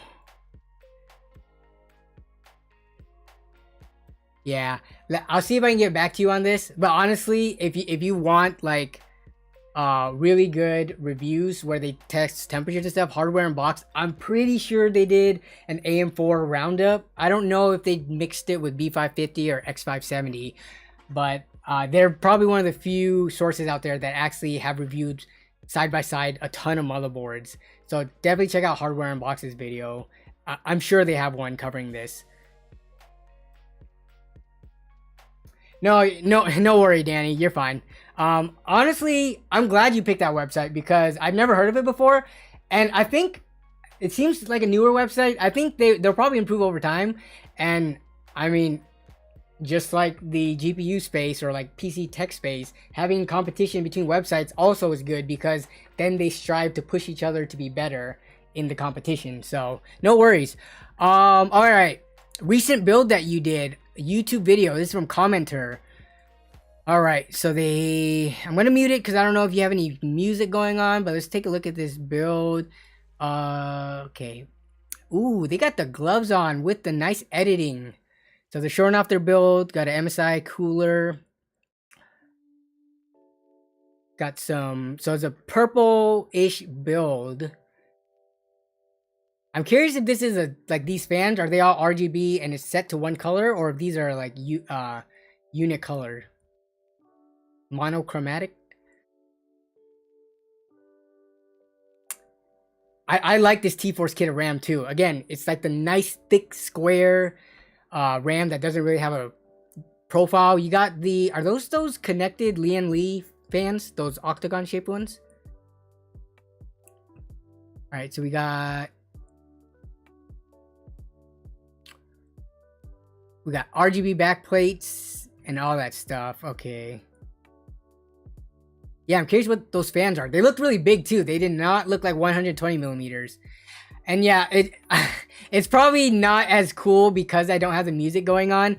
Okay, so it looks like we're getting a lot of very similar shots. Okay. You're confident enough to show off the cable management.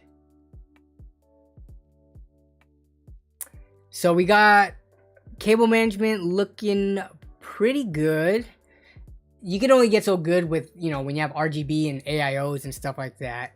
But all right, cable management is looking pretty clean. And then this is that Fantex case, that short one. I actually did a review on this case. Yeah, they have cable management on this. Like, it's very accommodating.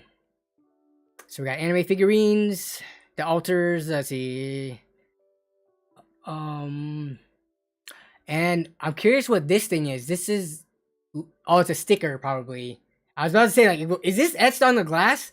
But all right, I think that's pretty much it. And we got a lot of B-roll shots with the specs at the end in what looks like, I don't know what font that is, but we got 10700KF, MSI cooler, yep, Z490i, 32 gigs of T-Force Extreme, 3600 megahertz memory, 1 terabyte, Sabrent, Rocket SSD, 3060 Ti, yep, P200A, Seasonic Focus, very solid power supply, Asia Horse sleeves, which I've used before.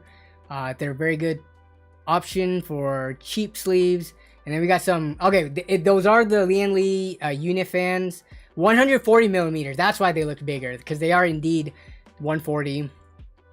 And then some Be Quiet fans, extra lighting, Fantex. Okay, sweet. This is a very nice looking build. And those are all RGB. You just very like the purple color scheme. Thanks for sharing that, commenter. All right, so after commenter, we have your first PC build from V Mori. Let me actually take a look at chat for a second.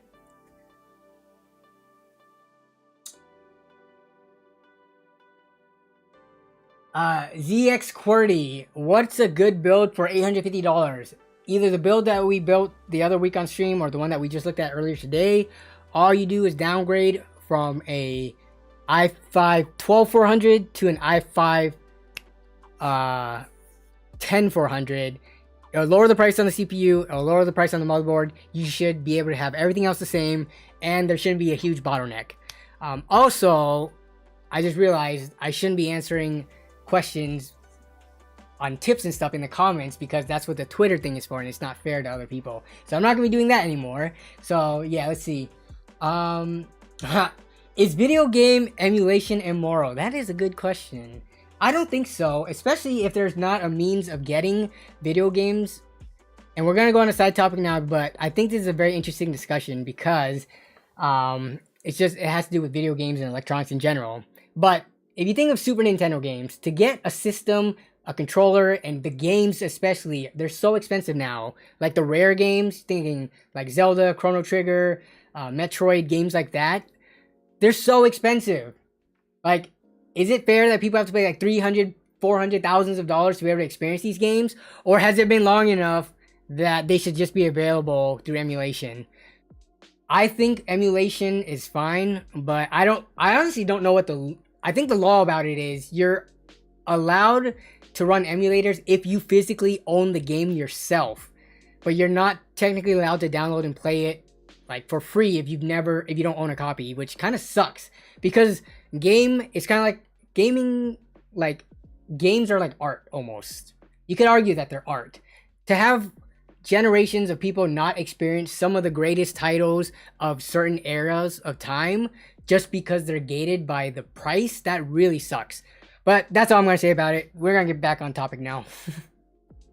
Okay, so we got this is their first build. I haven't built it yet, but complete it by this week. So good luck on your build when you start getting to it. But the main values are a 5600X and a 3070 Ti. Okay, looks solid.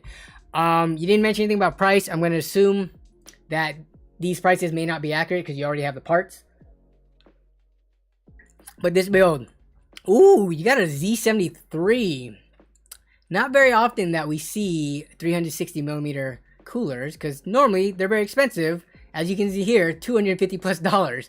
But okay, you got a pretty expensive motherboard too. It has Wi-Fi but it's a Asus Strix board, so that's why. So it seems pricey, but you know what? If you like the look of it and it's a build that you're gonna use for a long time to come, and you're fine with it and money isn't that big of an issue, it's okay. But you have 32 gigs of RAM. Okay, that looks fine. You got 1 terabyte SSD plus a 2 terabyte spinner drive. You got a 3070 Ti. I think maybe a 3070 Ti wasn't here, so you just put 3080. O11 Dynamic Mini, very solid case. I love the O11 Air Mini that I built in, which this is the same chassis almost, except this one has tempered glass in the front. You went for a white build, very nice. Hopefully you didn't pay $100 for Windows OEM because it's definitely available for cheaper than that. But then you have the Unifans. So this is the price doesn't mean anything because the graphics card doesn't even have a price here, but very solid build. I think you're gonna enjoy this a lot. Yeah, have fun. I mean, with the motherboard and cooler that you have, you're definitely gonna be able to overclock too. So, you can manually overclock this if you want. Have some fun with it though. Very solid system that should last you a while to come. All right, so we have PC part picker Lucas gave. Is this a deleted tweet? It looks like you deleted the tweet. So I'm gonna go back here. I'm not sure why. Maybe it's because you didn't give the details. So we're gonna skip over. Do you think the NZXT starter PC is worth the price? All right, so we're gonna be looking at pre-builts now from NZXT. All right, so let me zoom in because it's kind of hard to see right now. This is their starter PC. Starter. Okay, it has a graphics card. $1,100. What do we have in here? The performance-wise, you can't read anything, but it says Grand Theft Auto at 66 FPS, Minecraft 53 FPS, Modern Warfare at 80, and Fortnite 134. I don't doubt that, because they don't put any settings. So yeah, you could definitely achieve all these frame rates depending on the setting that you choose. But what's inside the box? Oh, they have a bundle too with their new keyboard and mouse. But if we look at the specs of this, we have a 10400 RTX 3050, 16 gigs of RAM at 3200 megahertz, 500 gig SSD. Okay, so this is not okay. So we have to think this through. So whenever you buy a pre-built, most of the time you're paying some kind of a build fee, anywhere from like $100 up to maybe $150, $200, depending on the seller. We have to assume at least 100 of this is going to NZXT, like for the build fee. So then it makes it $1,000 PC. So everything in here is pretty standard. It's, you know, RAM, the case, SSD. I would actually say the SSD is a little small, 500 gigabytes. It seems small for the price. The 3050 definitely, I feel like you can get, if you built your own, or if maybe you can configure it yourself, you can at least squeeze in a 3060 with prices coming down. And then a 10400 is dirt cheap. They don't even put what motherboard is here, but I mean motherboards for 10400s and 10400s themselves, you could definitely build a better PC for cheaper. The only issue is people look at pre-builds because they are not confident in building a PC. But from the NZXT build, if you buy this, you're spending some of your money on them building it for you and packing it up nicely and all that stuff and shipping it to you. But I would confidently say that this is a good PC that you could make your own upgrades to down the line. If you wanted to upgrade to an i7 processor, if you want to change out the graphics card. But first, let me look at the power supply. Do they specify the power supply? It's a 500 watt. So you're going to be a little limited as to what you could throw in the system.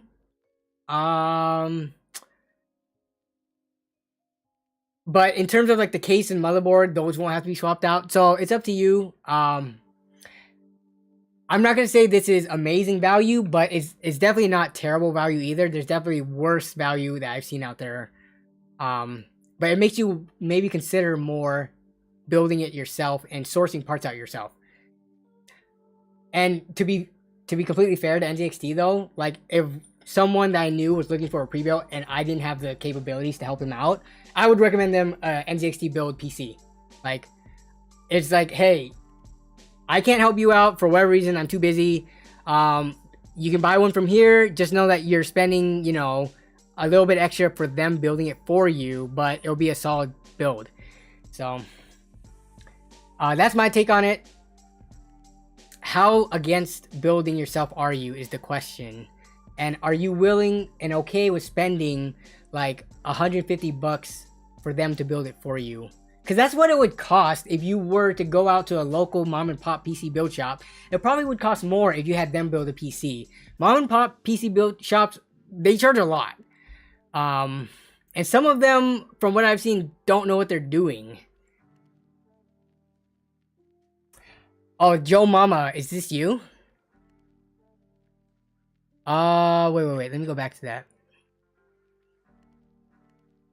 If you already have your own PSU, I'm not sure if this is the same person who submitted that, but then it should be fine.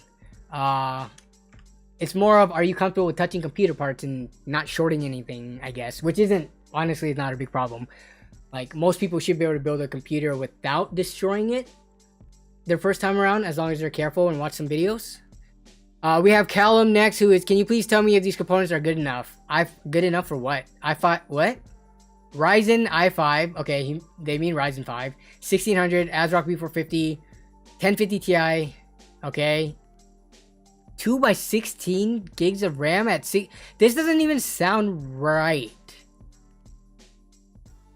I'm guessing they mean 2667 because DDR4 starts at 2133. 500. Okay.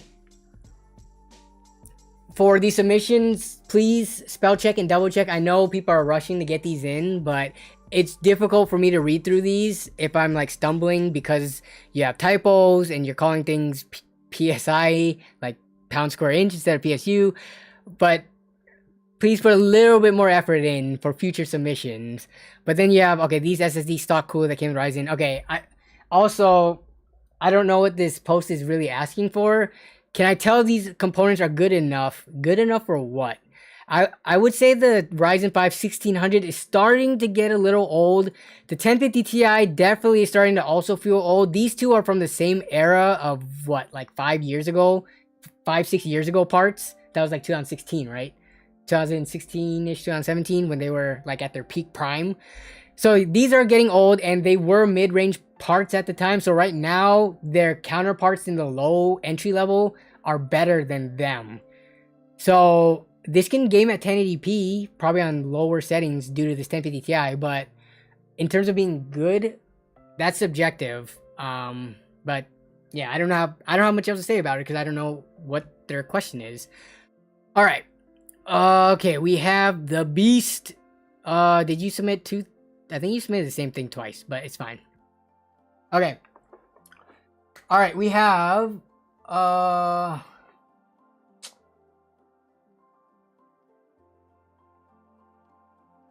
yeah, so Chris, you make a good point. So for the 500 watt PSU, I'm just gonna assume it's an EVGA unit. I think I've seen NZXT use that. I don't think they use their own NZXT. I don't even think they have an NZXT one lower than that. But there's more to it than just wattage. A lot of the times though, the 12 volt rail, multiply that by whatever the amperage is times 12 is for the reputable companies is equal to about that wattage. So if you don't like look super deep into it, as long as it's from a good brand, you're fine. But Christopher Coonan is right. Sometimes they don't have the amperage to match it, and you actually don't get whatever the wattage is like being advertised as for the power supply. But for NZXT, I'm pretty confident their units are like what they say they are. Like, so what is that? 500 by 12. Yeah, I'm pretty sure they can run around 40 amps on the 12 volt rail. So that's fine. Yeah, that is a lot to type out. And honestly, that's stuff that I don't expect a lot of people. Oh, this has nothing on it. And that's honestly something that is a good thing to bring up. So I think you linked me blank PC part picker lists, Beast. So unfortunately, I cannot read anything because you sent me something in mistakenly, it looks like. Okay. So Daniel Legit S. There's no comments, but this is your build. Like crystal case, looks very nice. We have 11700K IQ. Okay, AIO liquid cooler, Z590 board, 32 gigs of RAM, 970. 3070 Ti. I mean, this is a very solid build. I don't know what you paid for it if you bought it peak pandemic recently. So we're gonna ignore the price because we don't know any details. They only sent a very nice picture of it. From what I can see, it looks relatively clean. And then specs wise, everything looks solid. I mean, you could complain about the 11700K kind of, I guess, but I don't know how much they paid for it. They could have got a good deal for it. Gamers Nexus calls it a waste of sand or a waste of silicone, which I kind of agree with. When this launched, this wasn't too popular, but I wouldn't be surprised if the price has come down or if deals have popped up to make them worth it. Yeah, very nice build otherwise, though. Thanks for submitting it. Hopefully, more people are going to be able to build builds like that with graphics cards being available. Like, I'm very happy to be back to like doing builds again.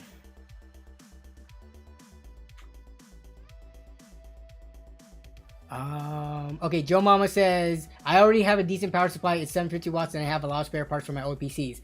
Okay, but what is that in reference to? What's the context? Like, I guess I don't know what you want me to say except for to read that out loud. Did you ask a question earlier that I missed? Joe Mama, yeah, you said you have a 750 watt power supply, but I'm not seeing this. The specs are lower. Wait, which submission were you? I think I missed it, so sorry about that. Okay, so getting back to this. Hey Danny, here's the gaming pre-built I just bought recently. It's in Canadian dollars. Would like to hear what you think of it. Thanks. All right. So they bought this from Canada Computers. So let's see this 1750 CAD to USD. That works out to about $1,400 US. So we're looking at a $1,400 build here. Though you can't do a conversion straight just because other parts of the world usually have more expensive parts even after conversion due to different taxes and import duties and stuff like that. So all right, what do we got here? Specifications. We've got a 5600X, solid. 3060 Ti LHR. Graphics memory, yep, 16 gigabytes of RAM. 1 terabyte SSD. Windows 11. 700 watt power supply. Let's just assume that's a nice one. They don't put...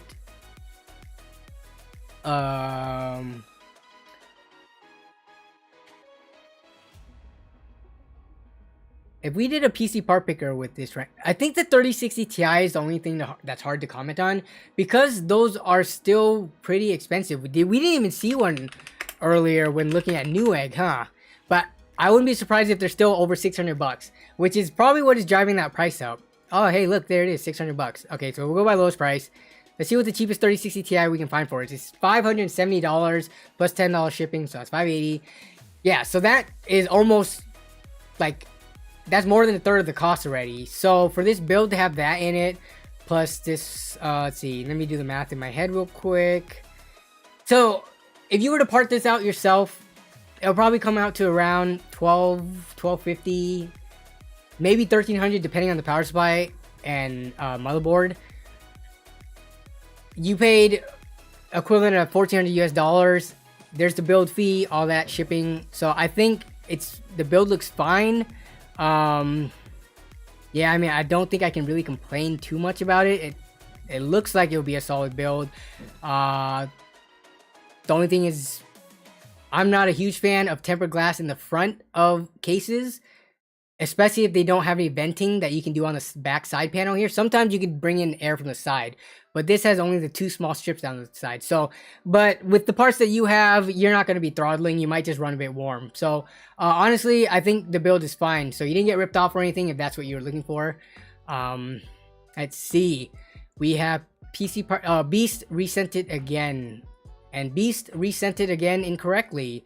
Yeah, something's going on. Every time you copy and paste the list, it's getting cut off. I'm not sure what's going on. So unfortunately, that doesn't work. And we have Andrew Woodford, who is in the stream. He was in the stream earlier. I'm not sure if he had to leave. He said he was feeling sick. He just said hello stream. So thank you for saying hello to everyone. And then we come up here. Let me look at chat real quick just to catch up on what's going on with chat. Will a 3060 be good with 5600G? Yes, that is a fine pairing. Okay.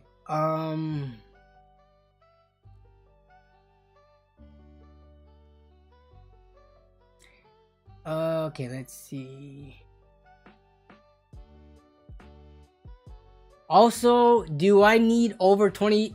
So Callum asked if they need over 3000 megahertz to enable XMP. No. So all RAM by default. DDR4 anyways, they start off at 2133 megahertz in the BIOS. It doesn't matter if you're AMD or Intel. If you have a kit that's over it, I think, what's the first increment over it? Like 2400 megahertz, right? If I remember correctly, there's 2400, and then there's 2667. There's 28 something, I believe, which isn't too common. There's 2993, 3000 megahertz, 3200, etc. To get anything over that 2133 base that they're all going to run at, you do have to enable XMP. So, okay. So we have Lucas with this. Looking to build a sub 1000 PC. Want to know if this was good. All right. So Lucas is interested in this sub $1,000. So we're at exactly like pretty much $1,000 here. Okay, but 150 of that is the monitor, so there's really an $850 PC. So that looks fine. A PVR Prodigy, that's fine. 3050, this is overpriced. At this price, I would again go with the 6600, but or wait for the 3060 to come down in price.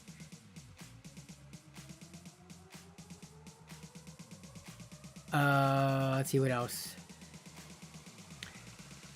This SSD is interesting. You're getting a gig. So for the SSD, I would highly suggest to switch it out to an NVMe drive, unless you have a special need for a 2.5 inch drive, like if you're gonna pull it out and using another old system that doesn't have an M.2 slot. But you should be able to get a 500 gigabyte NVMe M.2 drive for sure for under less than 45 bucks.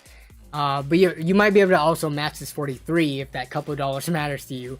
But then you have this 2 terabyte Barracuda drive for 47 bucks. That's about normal. Then you have the Silicon Power memory kit. Okay, I can't see close-up pictures of it apparently. Okay. Oh man, this kit looks very archaic. The design of it. This isn't the one that showed up earlier, right? This one looks like it's a DDR3 kit based on the heatsink design. But for 55 bucks, it might be the one that showed up earlier. So that's what they look like up close. And then motherboard, Gigabyte. Yep, that looks about right for a B660. So this is the issue. So if you have 1,000 for the PC, it depends if it's including the monitor or not. But if this monitor isn't included in your $1,000 and you can up the price a bit, I would try to get an i5 out of it. I personally haven't used an i3 12100. I would think that they're fine. The only issue for me is when a motherboard costs so much compared to the CPU. They're almost the same price.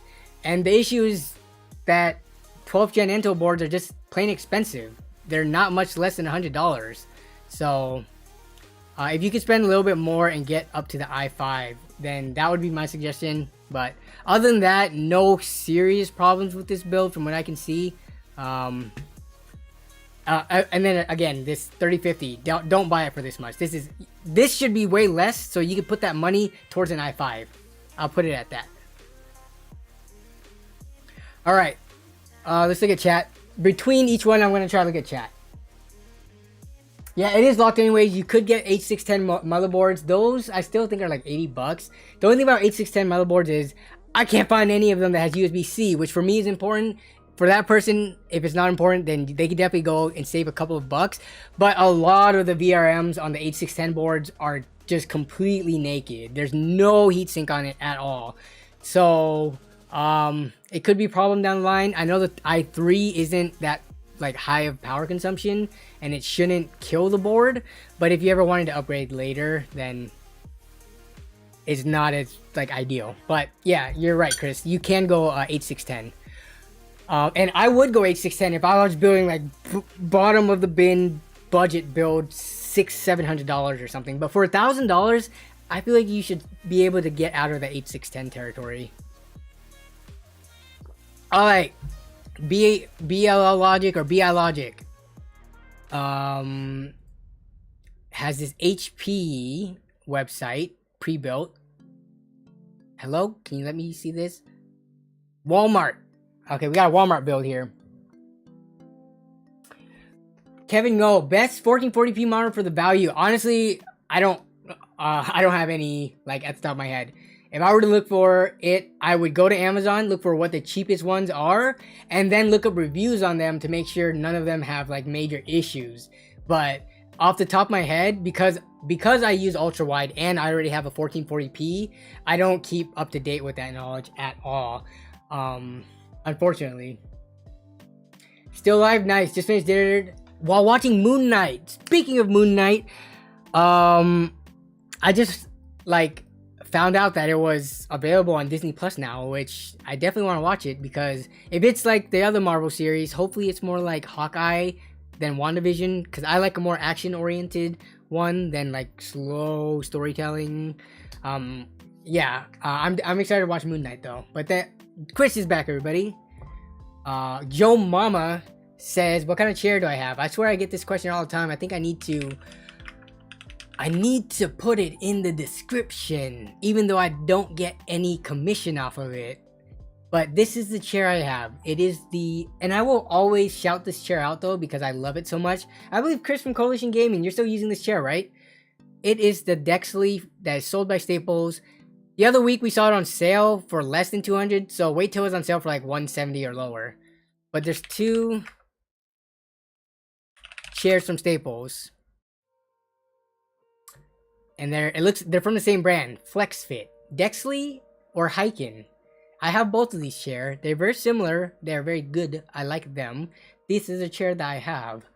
But yeah, don't buy them at this price. They usually go on sale for much less. Like 130 to 150. If you're desperate, like maybe 170. They do on sale a lot. This is like the first time I've seen it not really on sale. Like on ultra sale. Okay. The Beast, wait, where's Beast? Did he have to, oh, bye. Beast, I'm sorry, I missed you saying bye. Bye-bye. Let's see. Oh yeah, Chris has the hiking chair, so. And I quote, you can fart through them and there's ventilation. Correct, Philip Tran. These chairs, because they're mesh, when you pass gas, it goes through them and it doesn't soak in the cushion and the leather and absorb it all up like those racing chairs or like those other office chairs that don't have these. This is like the front of a PC case. You want to talk about airflow? You want to talk about like, you know, things being able to pass through and not be blocked off? This is like a mesh. Oh, it is called a mesh, technical mesh chair, but there's like a mesh front case. Very good benefits to it.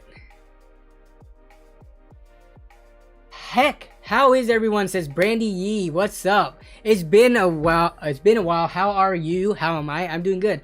How are you doing, Brandy? I feel like it hasn't been that long. I feel like you were in the chat like maybe a couple or a few weeks ago. So hopefully it hasn't been months and I haven't noticed. But welcome to the stream and chat and stuff. Yeah, if you need a better chair, in terms of gaming chairs, like if we're gonna take a look at the generic gaming chair from is DX Racing still the most popular? There's so many generics now, but like, for these chairs, from what I've seen on both social media, videos, comments, everything, the people who talk good about these chairs are typically people who have received them for free and are promoting it for other companies for commission or for sponsorships. Anyone or most people that I know or that I've seen, okay, I'll take that back. Not most people. I would say a good half of the people that I have heard buying gaming chairs like this have complained about it actually kind of sucking and being uncomfortable. That they're not really ergonomically like good. And after a long time sitting in them, they're horrible. So I'm not trying to put anyone down who does have a racing chair, but a lot of these chairs are made and they're overpriced because of their aesthetics, not because of their actual good like back support and things like that. I've sat in these. I can't say they're super comfortable. Companies have been trying to send me these chairs for years and I just reject them because I can't in good faith do a review or like cover this stuff because I don't think it's worth the value. I've sat at plenty of these even for a short amount of time and they were uncomfortable at like gaming conventions and PAX and stuff, and even some of my friends have these chairs from LAN Party Stories. I think James and Jan have these chairs and they're not that comfortable. So that's just my take on it. But you know what, if you find them comfortable, it is also like a body type of thing. Probably like there are probably some people who do find them genuinely comfortable. And I'm not trying to knock on them on that. I've just heard more horror stories than I should. Yeah, Joe Mama says, yeah, gaming chairs ain't the best. I have one. Also, the Scorpion one, lol. Let's see. Frigo's Clip says, I sold my GTX 1070 for $320. Don't have a GPU now. I'm not sure to wait or to buy. You sold? Did you sell because you wanted to get the max value out of it? And if so, that's the only issue about selling right now, because you have to wait for prices to keep coming down and hopefully they don't shoot back up. But in terms of what to buy, if you're going from a 1070, because Frigo, didn't you have an issue before where something else happened to your actual powerful graphics card? It got damaged and now you're on the 1070. Honestly, I would be personally happy with like a 3060 Ti. Like if I were to upgrade, 3060 Ti or 3070 would probably be as far as I go from my 2060. I would not really want to touch 3080 territory in my personal build. But okay, back to this. Sorry, again went on a tangent, but we got an RX 5500 gaming desktop for $640. It's got a what's the CPU? We got a 5500, which is kind of old and entry level. 8 gigs of RAM only, 256 SSD. See, I can already see this not looking good. And we have a 5600G processor in this. So that processor alone is worth like $200. The 5500 is kind of hard to say because it's a prior generation graphics card. But let's just say it's worth $200 in this pandemic. So that's another $200. So we've got $400 tied into the graphics card and CPU alone. Then you have your tiny hard drive, which isn't worth more than like $30. You have 8 gigabytes of RAM, which isn't worth more than 30-ish bucks. I'm not seeing the value here because we know it's gonna have a crappy power supply. The power supply isn't even really listed on here, I don't think. Is it? It's not. Yeah, but you got 8 gigs of RAM, likely single channel. Do they have a picture? I think from most of what I've seen about these, yeah, I don't see the value in this. Even if you couldn't build this yourself, like for this cheap of a price, like maybe if you go to a PC Part Picker, you put all this in, it still comes out to more than $640. You're locking yourself into a pretty bad case and a probably pretty bad power supply and a probably pretty bad motherboard So I can't recommend this. If this was way cheaper, maybe I could recommend it, because, you know, there's a price for everything. But $640 for this, to me, is not it. So that's my thoughts anyways. Let me know what you guys think on that HP one.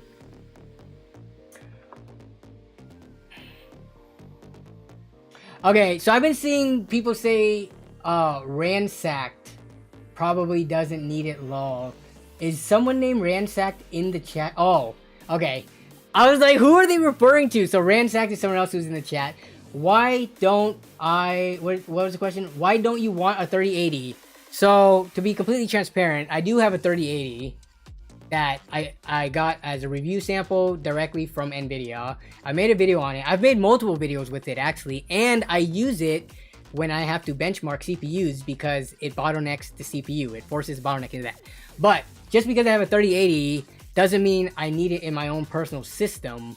And I would not have... I guess back then I probably would have bought the 3080 because the MSRP was way more reasonable. But I would not have ever bought a $1,000+ 3080. But I just don't need it for my own personal system. And I'm not sure if you've noticed, but I'm not really about flaunting like my possessions and the things that I have. Like whether it be the clothes that I wear, like the car that I drive, especially, you know, that Yaris, or my own personal PC system. I'm not all about trying to get the flashiest, most expensive thing so I can flex on other people and say, hey, look at this awesome, expensive thing that I have, and like try to show it off. That's like the exact opposite of what I try to do. I try to tell people how cheap I am and how crappy my car is, or like how modest my system is and stuff like that. So I want to normalize that. I don't want people to think of all tech tubers having to have the best stuff, then thinking that they need to in turn have the best stuff. I want people to realize that like you can do things like game and have a YouTube channel like I do on, you know, like a Ryzen 5 and a 2060.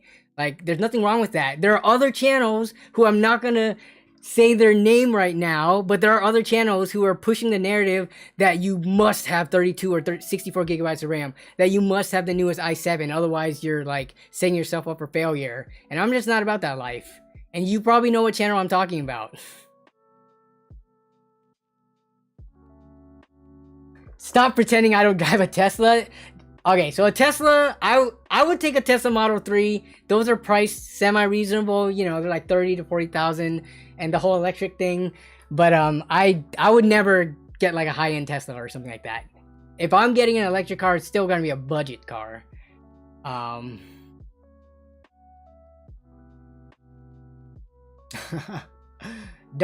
Chris says don't have to have this stuff to flex on other people. All the money savings gotta go to somewhere. Yeah, so if anything, what I like to flex on people is like my savings account, my retirement account. A lot of my money, you know, I've been working for over 10 years now.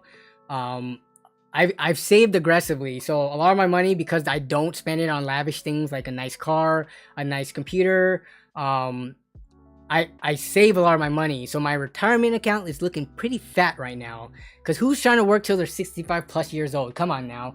You all know you want to be retired and just play games all day or hang out with your friends. No one wants to work at a job that they might not particularly like till the end of time. And even if you like your job, it's always nice to say, you know what, I'm done today. I quit. I'm going to wake up whenever I feel like it. I'm not going to answer to nobody. I'm just going to chill and do whatever I want when I want.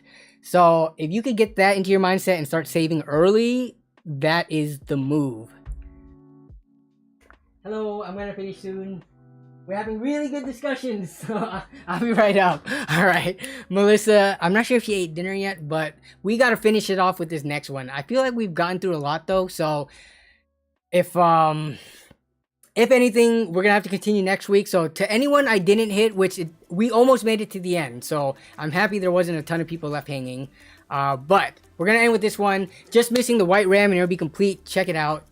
This is a very clean looking build. Even if you don't have white RAM, the fact that the black kind of silhouettes into here looks very nice.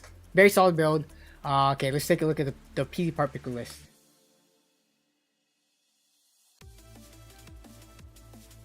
Yeah, oh, wife aggro. Yeah, yep. The Jason. So here's this build that we're just looking at: 10900K, Z63 cooler. Yeah, that's the one with. These are pricey, but man, I love that LCD display. Those are so sweet. Pretty soon, the cheaper brands are gonna catch on, and they're gonna make these for like a fraction of the price. We saw that happen with AIOs, like standard ones. You can find 240mm AIOs nowadays for like 70 bucks normally. You don't even have to look hard for it, and those used to be in the $100+ so yeah, I can't wait till LCDs are like super normalized. But Z590 board, we got 32 gigs of RAM, 3600 CL18, 500 gig NVMe, 2TB drive. I'm a little surprised having an i9 in here. This only has a 1TB SSD from the looks of this, just because. Oh wait, or a 500 GB SSD. I would imagine this would have at least 1TB, just because I could imagine this for what you probably use this for, this high end of a build for the different games and editing and stuff. If you're into content creation, games alone would fill this 500 gigs up so fast. But everything else looks pretty solid. You got the white 3060 Ti, which looks super clean. You got the O11 Dynamic Mini, very solid. You have the Cooler Master 850 watt. I believe this is what, B or A tier power supply, and then a ton of kind of expensive fans, but the build looks sweet. Miguel, this looks very nice. Thank you for sharing. Yeah, it looks. I swear, everyone who posted their good-looking builds, they look like way better than my mess sitting back here. All right, that's gonna wrap it up for the Twitter portion of the stream. We're gonna hang out for the next 5 to 10 minutes. I'm gonna get caught up on chat because we did have a lot to talk about and go through today. Wait. Is that what actually happened in the stream? I need to maybe go back and clip that or make like a compilation where you're right. I don't want to answer to any other boss unless it's Melissa, aka my wife, because I chose her as a boss for the rest of my life. All these other bosses from like the day job and stuff like that, they aren't bosses that I want forever, but I chose her as the boss for life. So that's funny that you made that connection, Chris. No, but Melissa is super awesome.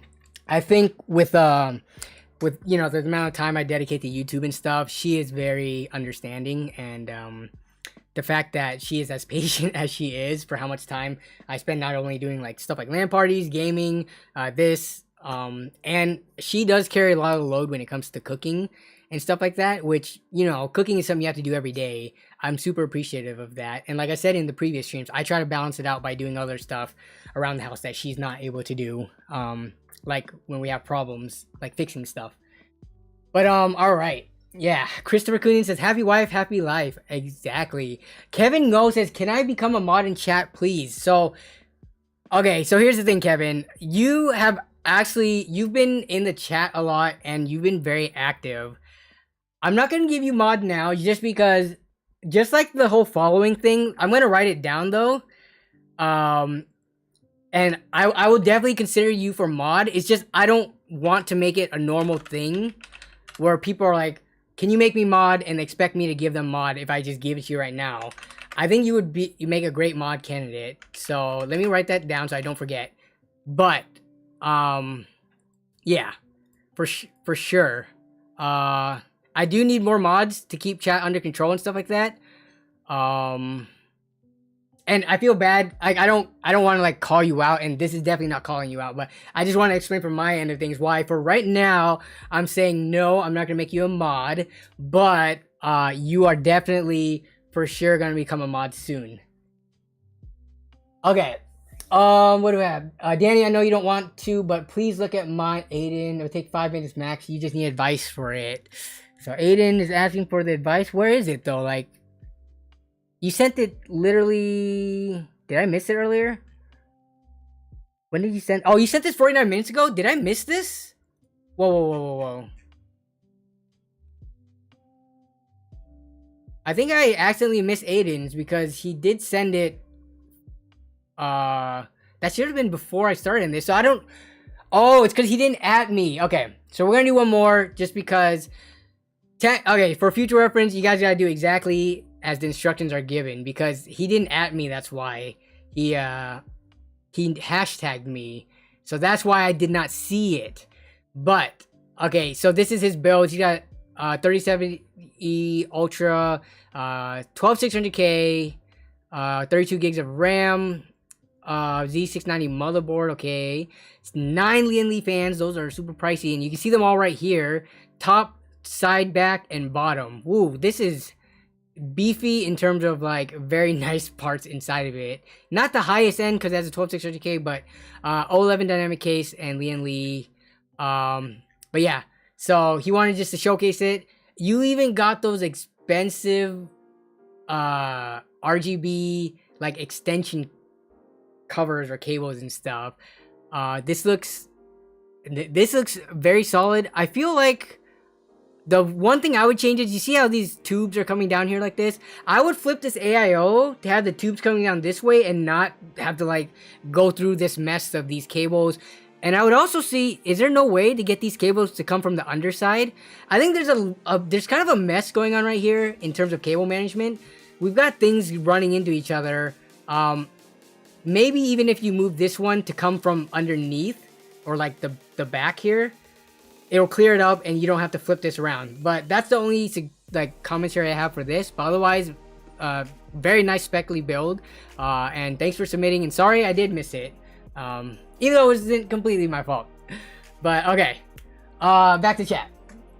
A wife, what are those? Well, a wife is a person that you can somehow trick into marrying you and be with you with the rest of your life. I guess not really if they want to divorce you, but if you do it right, then they'll be with you the rest of both of your lives, I guess. But yeah, ZX40, what's up? Love the content. Thanks for the kind word. Let's see.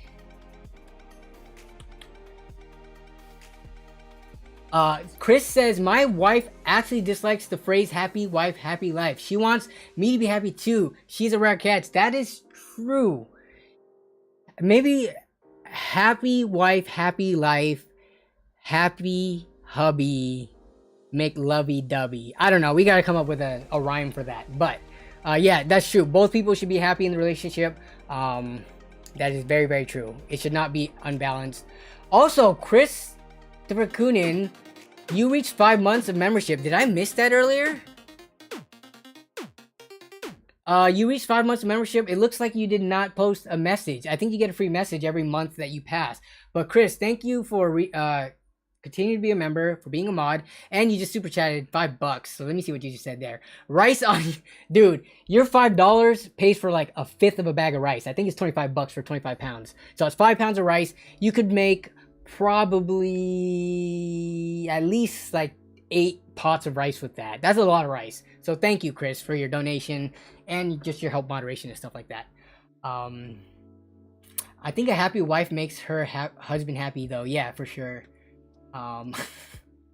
Any ideas for second game stream? So if I were to do a second game stream day, I'm thinking Saturday in the morning, just because Saturdays are kind of busy for me. Usually me and Melissa try to have stuff going on, and I don't want to like interrupt the middle of the day and have to plan around that. So it would be like Saturday mornings at maybe like 8 or 9 or 10, because it'll force me to get up earlier on the weekends. Right now I'm getting up kind of late. It forced me to get up early. I can have a stream. These streams energize me so much. It'll wake me up for the rest of the day. Plus, it'll give people in other time zones a chance to hopefully catch it, because we do have people on the other side of the world where if I do shift it that dramatically to be in the morning, they can attend. So we'll see. We'll see if I can do a Saturday stream.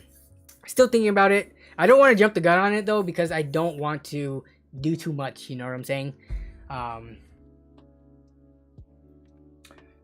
Let's see. So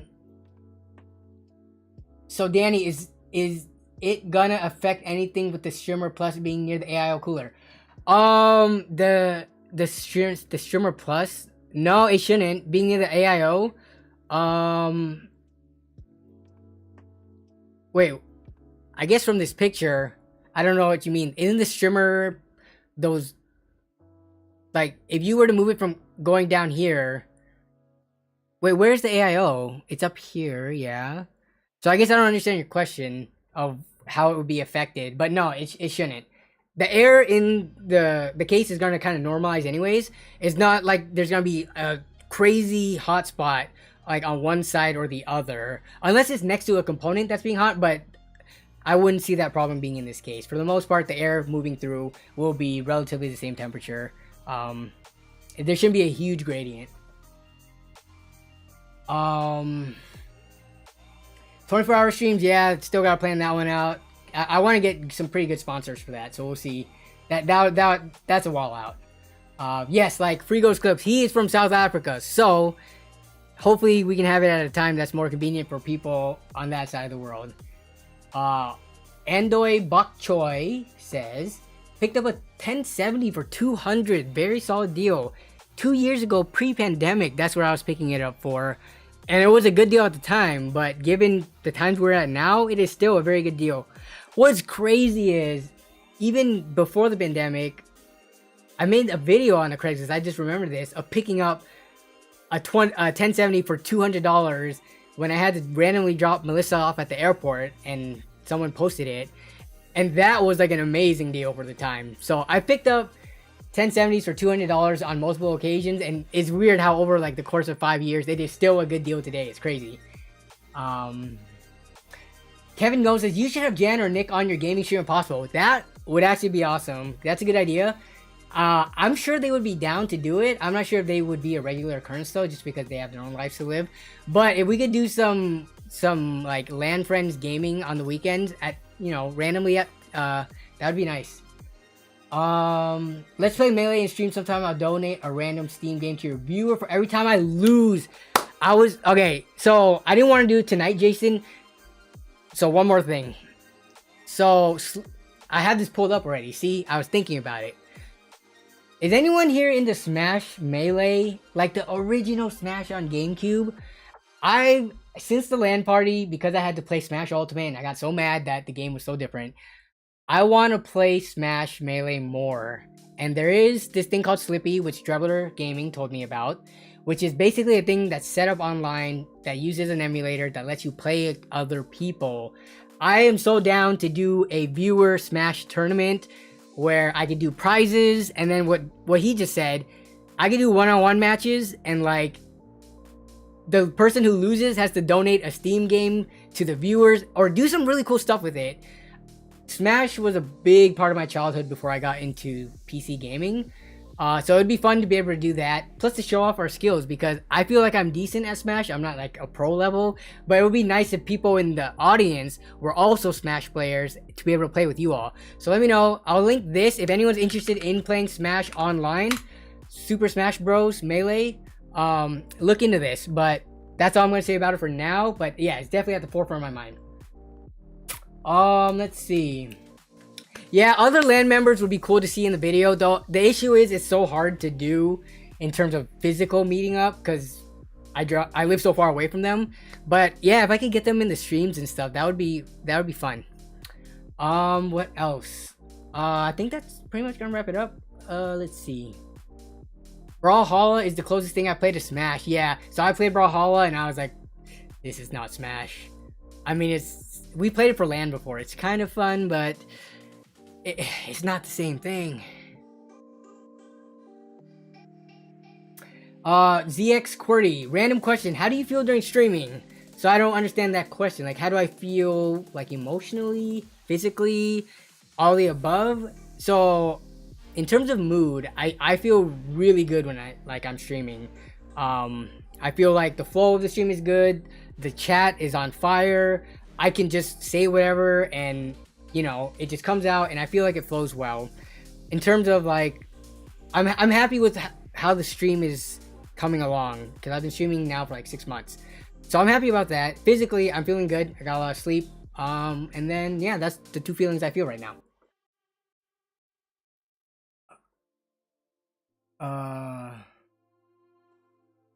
Super Sherman Tanker said, I think you missed a few during yeah, so I couldn't finish off all the Twitter session stuff. I think I missed like 2 or 3, but that's always gonna happen. I think people are always gonna be submitting more than I can fit into the stream length. So it's more of just be at stream and be attentive, and the people who are at stream at the right time you know, get their stuff called out, because some of the stuff came in pretty late. So if you were there when I opened up the floodgates for submissions, then it would have been you would have easily gotten in. Some people were submitting like well after the fact, like half an hour later. So yeah.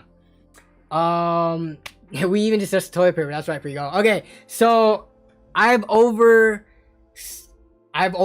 by this point. We are going on over 2.5 hours now, so I gotta get to dinner. Melissa was kind enough to take care of dinner for tonight, which we are having St. Louis style ribs in a red pepper Asian style sauce. That's why we needed the rice. So I'm gonna go have dinner right now. I hope everyone has a great rest of their nights or their evenings or day, depending on where you are in the world. Hope you have a great rest of your week. I have a video that I am very excited about coming up this weekend. It is going to be, I'm not gonna say anymore actually. Just look forward to it. It should release on Sunday. I'm super stoked about this one. It should be a fun video, so look out for that. But other than that, take care everyone. Be safe out there, and I will see you in the comments of the next video as well as in the next stream. Bye.